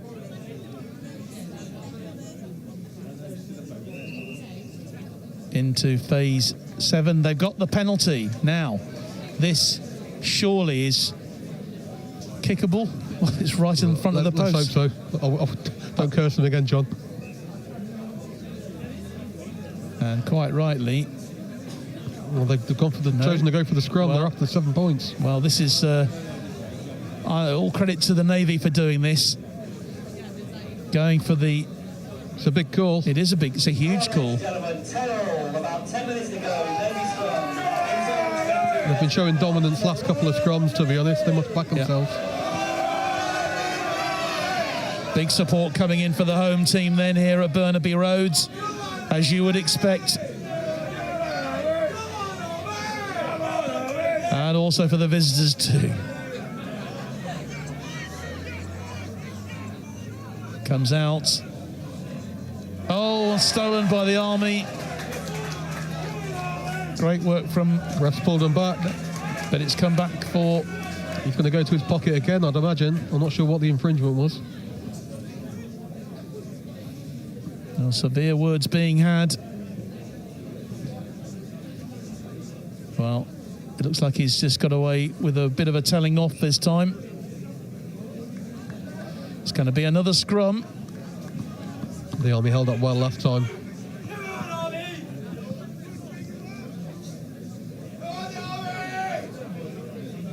I don't think we'd be in this situation. It was like 3 minutes to go. But we still got 10 minutes left. A lot can happen in 10 minutes. 10-10 with 10 to go.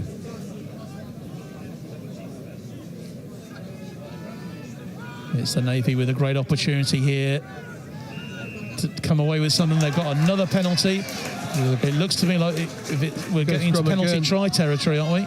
But they've gone quickly. Goes wide. Ref's called it back. taken too quickly.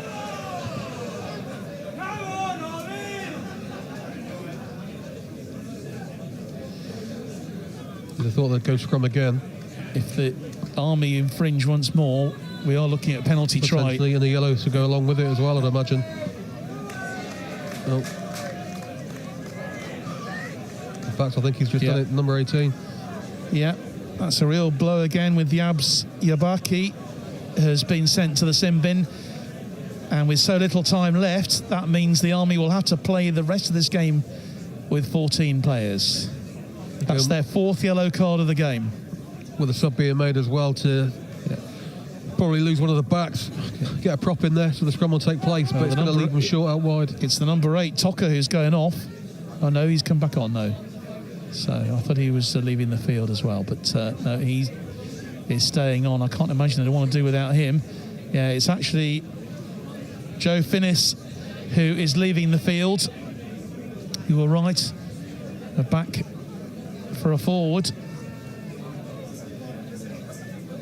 Well, the longer this goes on, the more you think this could be the Navies for the taking here. They've got the extra man out wide as well. It depends if they're going to release the backs or keep it in the forwards. Well, they're driving it forwards. It's good play from the Army so far. They've held it up well, but the Navy still have it. Is it going to go left or right? The decision's with the captain. In the end, he goes straight for the middle. And again, it's making ground bit by bit here.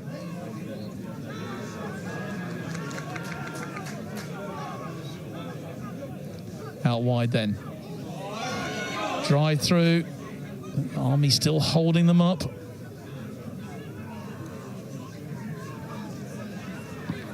Navy just need to be patient here.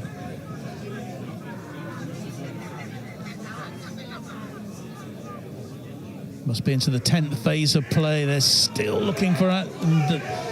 All credit to the Army defending. The Army have turned it over, John.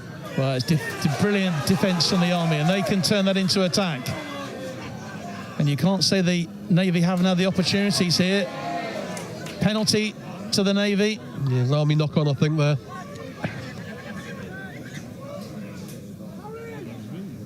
But those opportunities that the Navy had close to the Army line will really hurt them.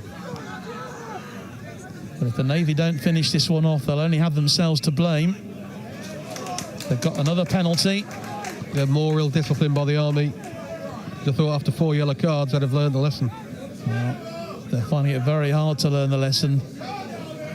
And I'm sure the patience of Craig Johnson is beginning to run a little bit thin here. So Jack Davies, he had the opportunity, of course, to kick the 3 points. But it's patient play.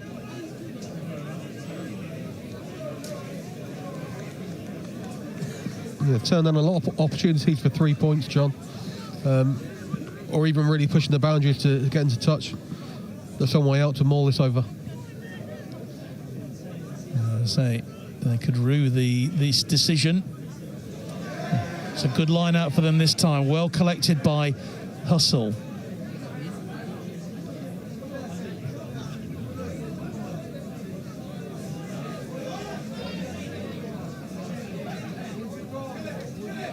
Deep in Army territory here, bringing the ball out. Driving through for them is Saunders.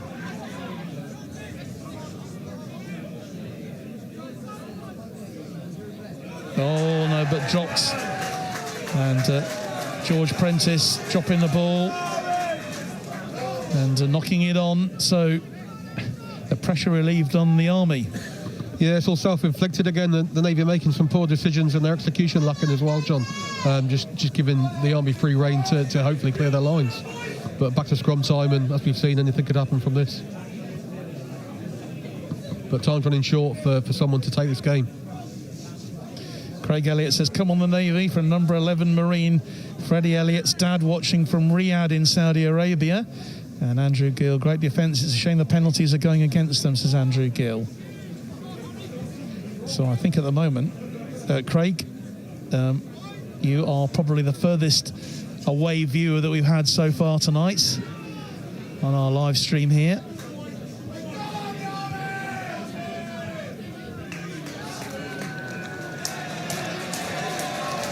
The Army making a poor decision as well, John. Straight out on the full. Well, these are tired decisions, aren't they? I think you're quite right.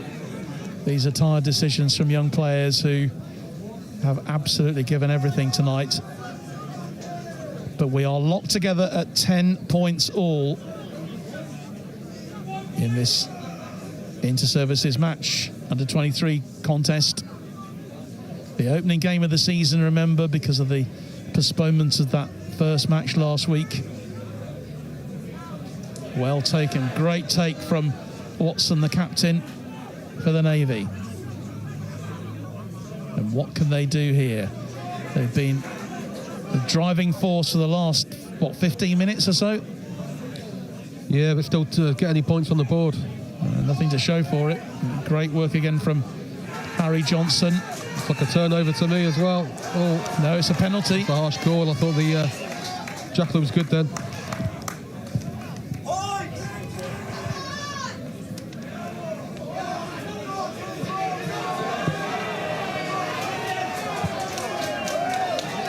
No, and it's all kicked off now, John. A great opportunity to thank tonight's boys from United Services Portsmouth Well, for helping out. And come on, lads, we don't need this.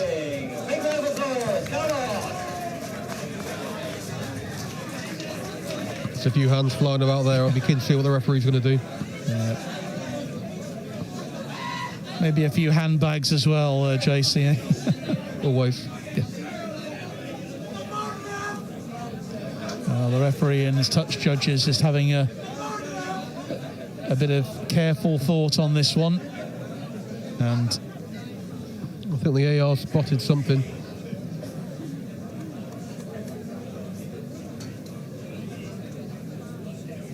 The Army certainly can't afford any more penalties or infringements, certainly yellow cards. Well, neither team really at this stage, because this game is for the taking. And you know, the Army have defended so well in the last few minutes. You've got to give them a lot of credit. Yeah, for full that. credit. I mean, they've been shorter players for the majority of the game, the amount of yellow cards they've had. So to defend as well as they have, show true grit that they put into this. And there'll be a few flagging now. The tackle count's certainly pretty high.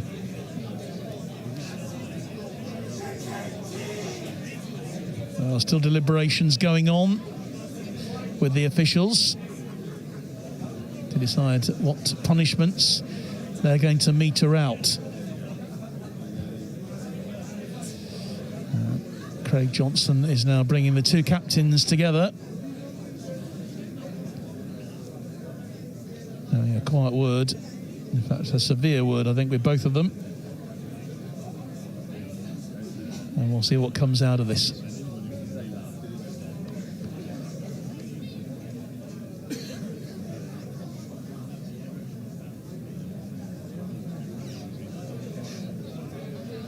And if it stays as a draw, well, it throws open lots of opportunities for the Royal Air Force, doesn't it, Justin? Yeah, I think a draw in an services game certainly opens it up for the third team. With the Army RAF game next week, then there's even more to play for, but it does make it a bit tighter, and those games are a little bit narrower.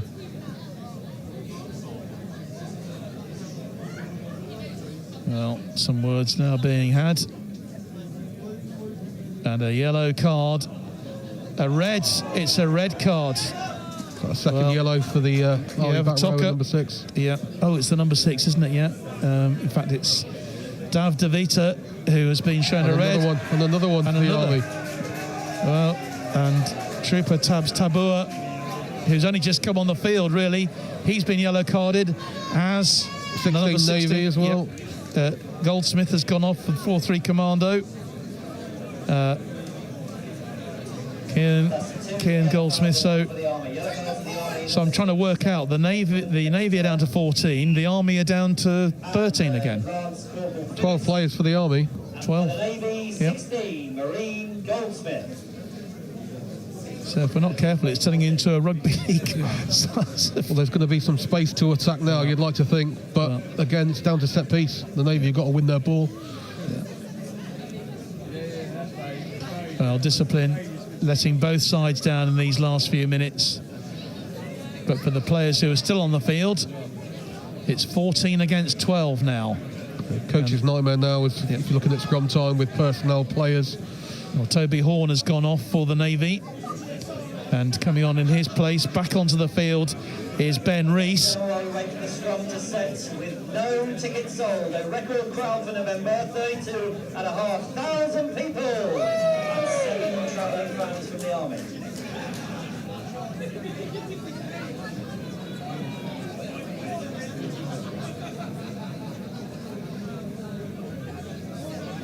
So a mini scrum, I suppose you could call it, couldn't you? Who has got the strength here? It's held up well by the Army there, though. They did hold it up well. Navy have got to create something from this. There's so much space for them, and driving through for them is Harry Saunders. Still going. The Army can't afford a penalty 10 here. metres out. Ball goes wide onto that right-hand side. Just a little bit too high, I think, for the winger there, for Jack Davis.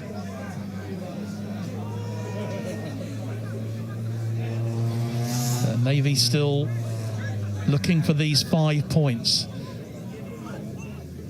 Nice work from them. Great work from the Inchcombe. Wide to the left. Fullback Goodwin going in. But the Army holding them up.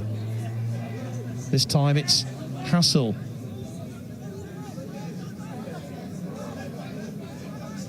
And surely this pressure is going to tell for the Navy. Here's their captain, Watson. Playing it carefully. Just a few metres from the line. Diving for the line. And over for the try is Harry Saunders from HMS Collingwood. He's gone over for the try. And is that the try that's going to give this game to the Navy? I think that's got to be John, to be fair. I can't see the Army coming back from this now with the amount of players they've got left on the pitch. Well, it's been coming, hasn't it? The Navy have been really patient. You've got to hand that to them. The game that's now Navy 15, Army 10. A try in the Harry Saunders. It did take them a long time to get there, but it's worth it in the end. Ladies and gentlemen, thank you for your support, and the presentation will take place on the pitch of the match in front of the grandstand. We would appreciate Jack Davis then with a chance to add the extra 2 points, which on the face of it will put this beyond the Army, surely. Just depends if they've got any time left on the clock to come back, John. Well,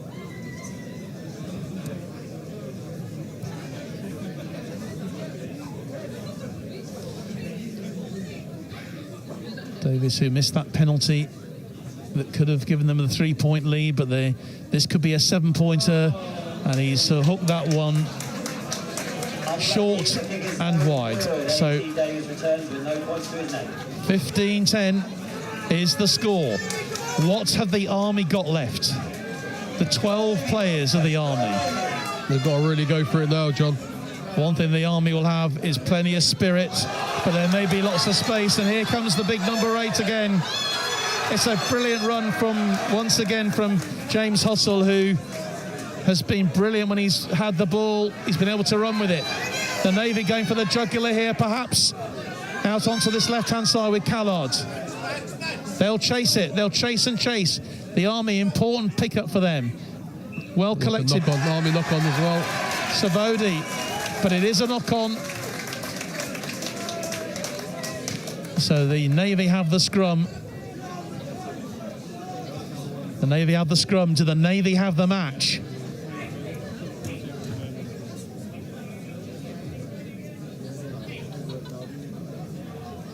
And we'll be here for, obviously, stay for the presentation at the end, which could be a big one for the Royal Navy, and hope to be hearing from the winning captain.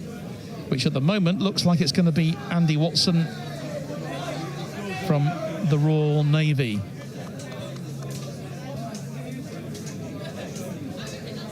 Just a very short amount of time to go in this match.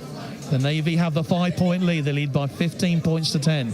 It's been feisty. The Army have had 5 yellow cards and a red in this match. Just not good enough. No, it's certainly with the penalty count that they've got, the amount of time they've had players off the park, you can't win games with that kind of undiscipline, John, which is disappointing because the Army have played some of the better rugby. Their set piece has functioned well. They've created more opportunities as well than the Navy, who've made some poor decisions. Well, the Navy looking for a third try here, which will surely seal this one for them.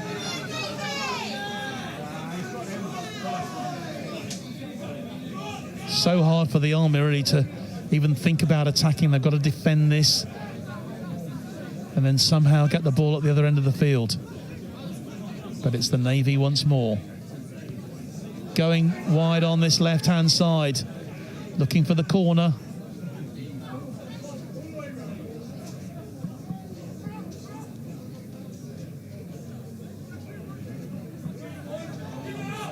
And the Army held it up, it looks like it.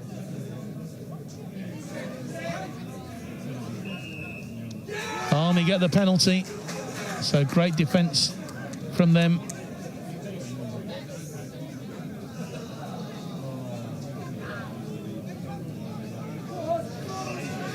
The referee's going to pull it back because he wasn't happy.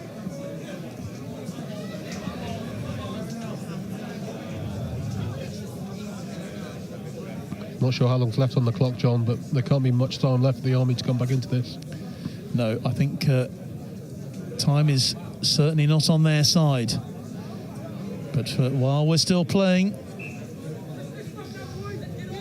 there's still hope for the men in red. I mean, if they were to pull this out of the bag, it would be quite a remarkable performance, wouldn't it? Given their discipline tonight. Yeah, with some of the pace that they've got in their backline, though, I wouldn't bet against them.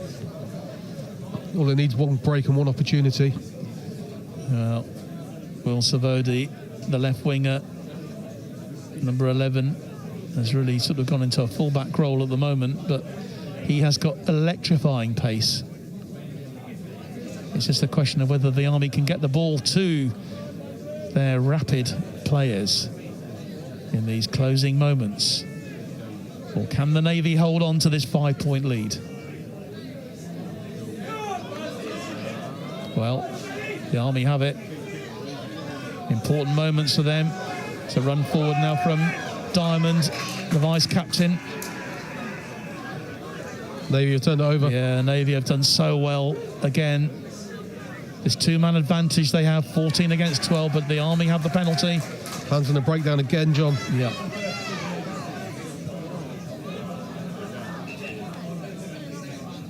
And there's a few words, I think, a quick word for the captain.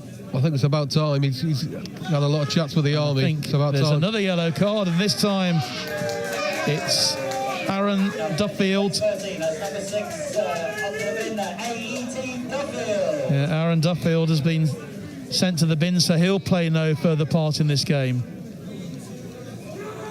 The Army slowly crawling their way up the park, John. So it's now 13 against 12 in this match. I don't think I've ever seen so many cards brandished. Yeah, they're clearly not listening to the referees from the key messaging. No, they're not listening to the messages, and their discipline is letting them down. These are young players, remember, and discipline for both sides needs to improve. It was well won by the Army in the end. A lot of pressure from the Navy. The fact the Navy have stolen it. The ball goes out of play, and that is the end of the game. The kick into touch from Harry Saunders, the man who scored the winning try. The Army players collapse on the field at the end. Well, 15 points to 10, the final score. Well, we were promised a close match, weren't we, Justin? We certainly got that, and a whole lot more too. Yeah, it doesn't get much closer than that, John, coming down to the last couple of minutes with Army discipline costing them and the Navy taking some time to finally convert and get that final score. But the Army have got to look at themselves there. The game was there for the taking, but the amount of cards and the amount of errors and issues that they've had at the breakdown is going to really cost them.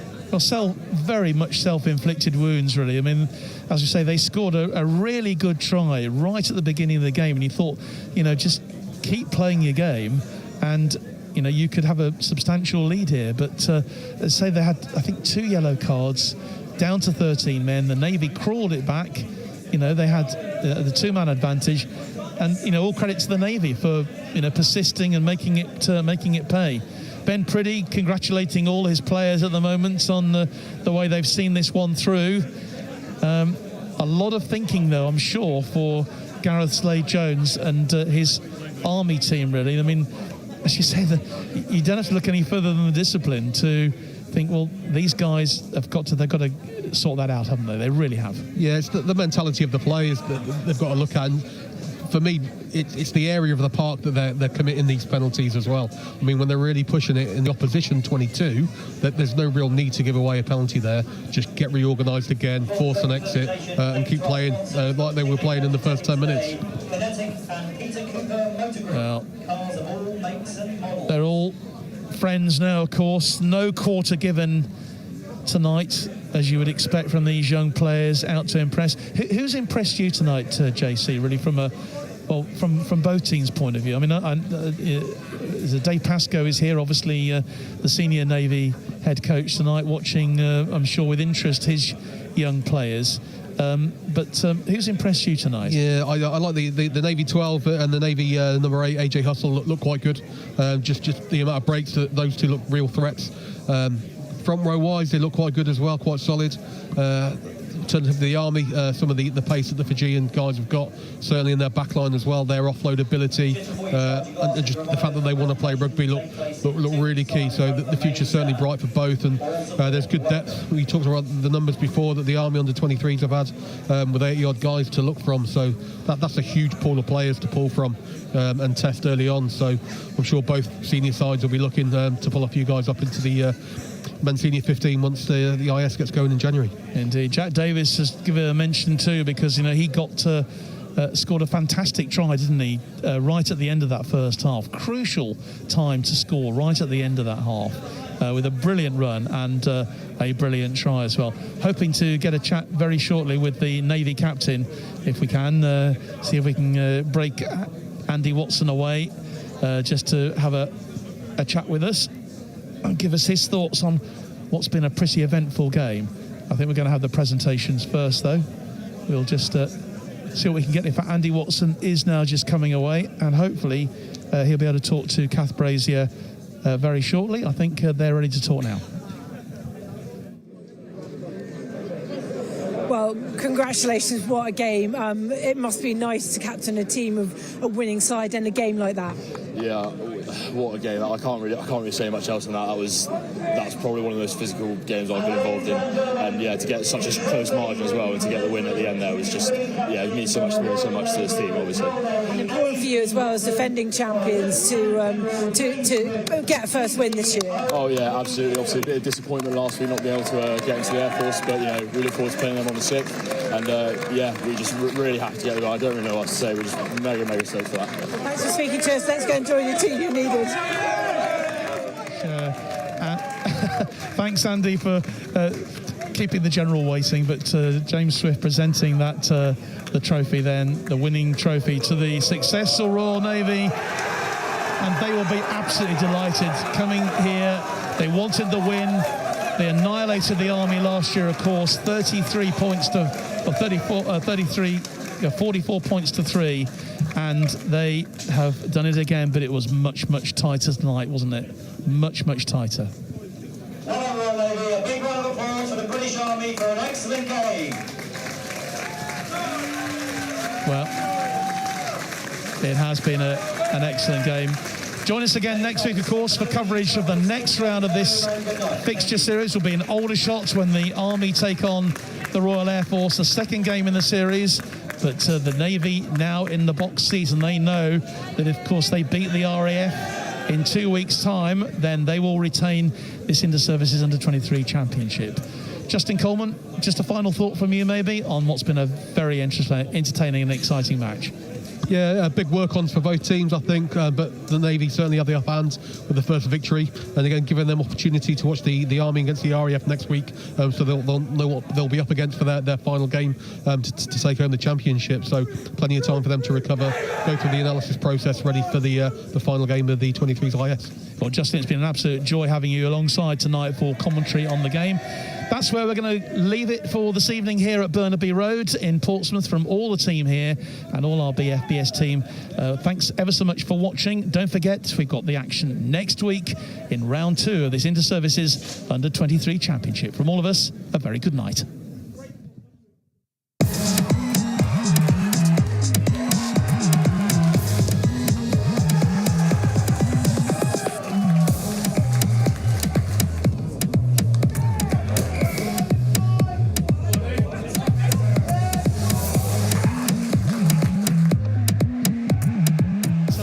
Bit of work from the RAF, and the man who's gone over for the try for them.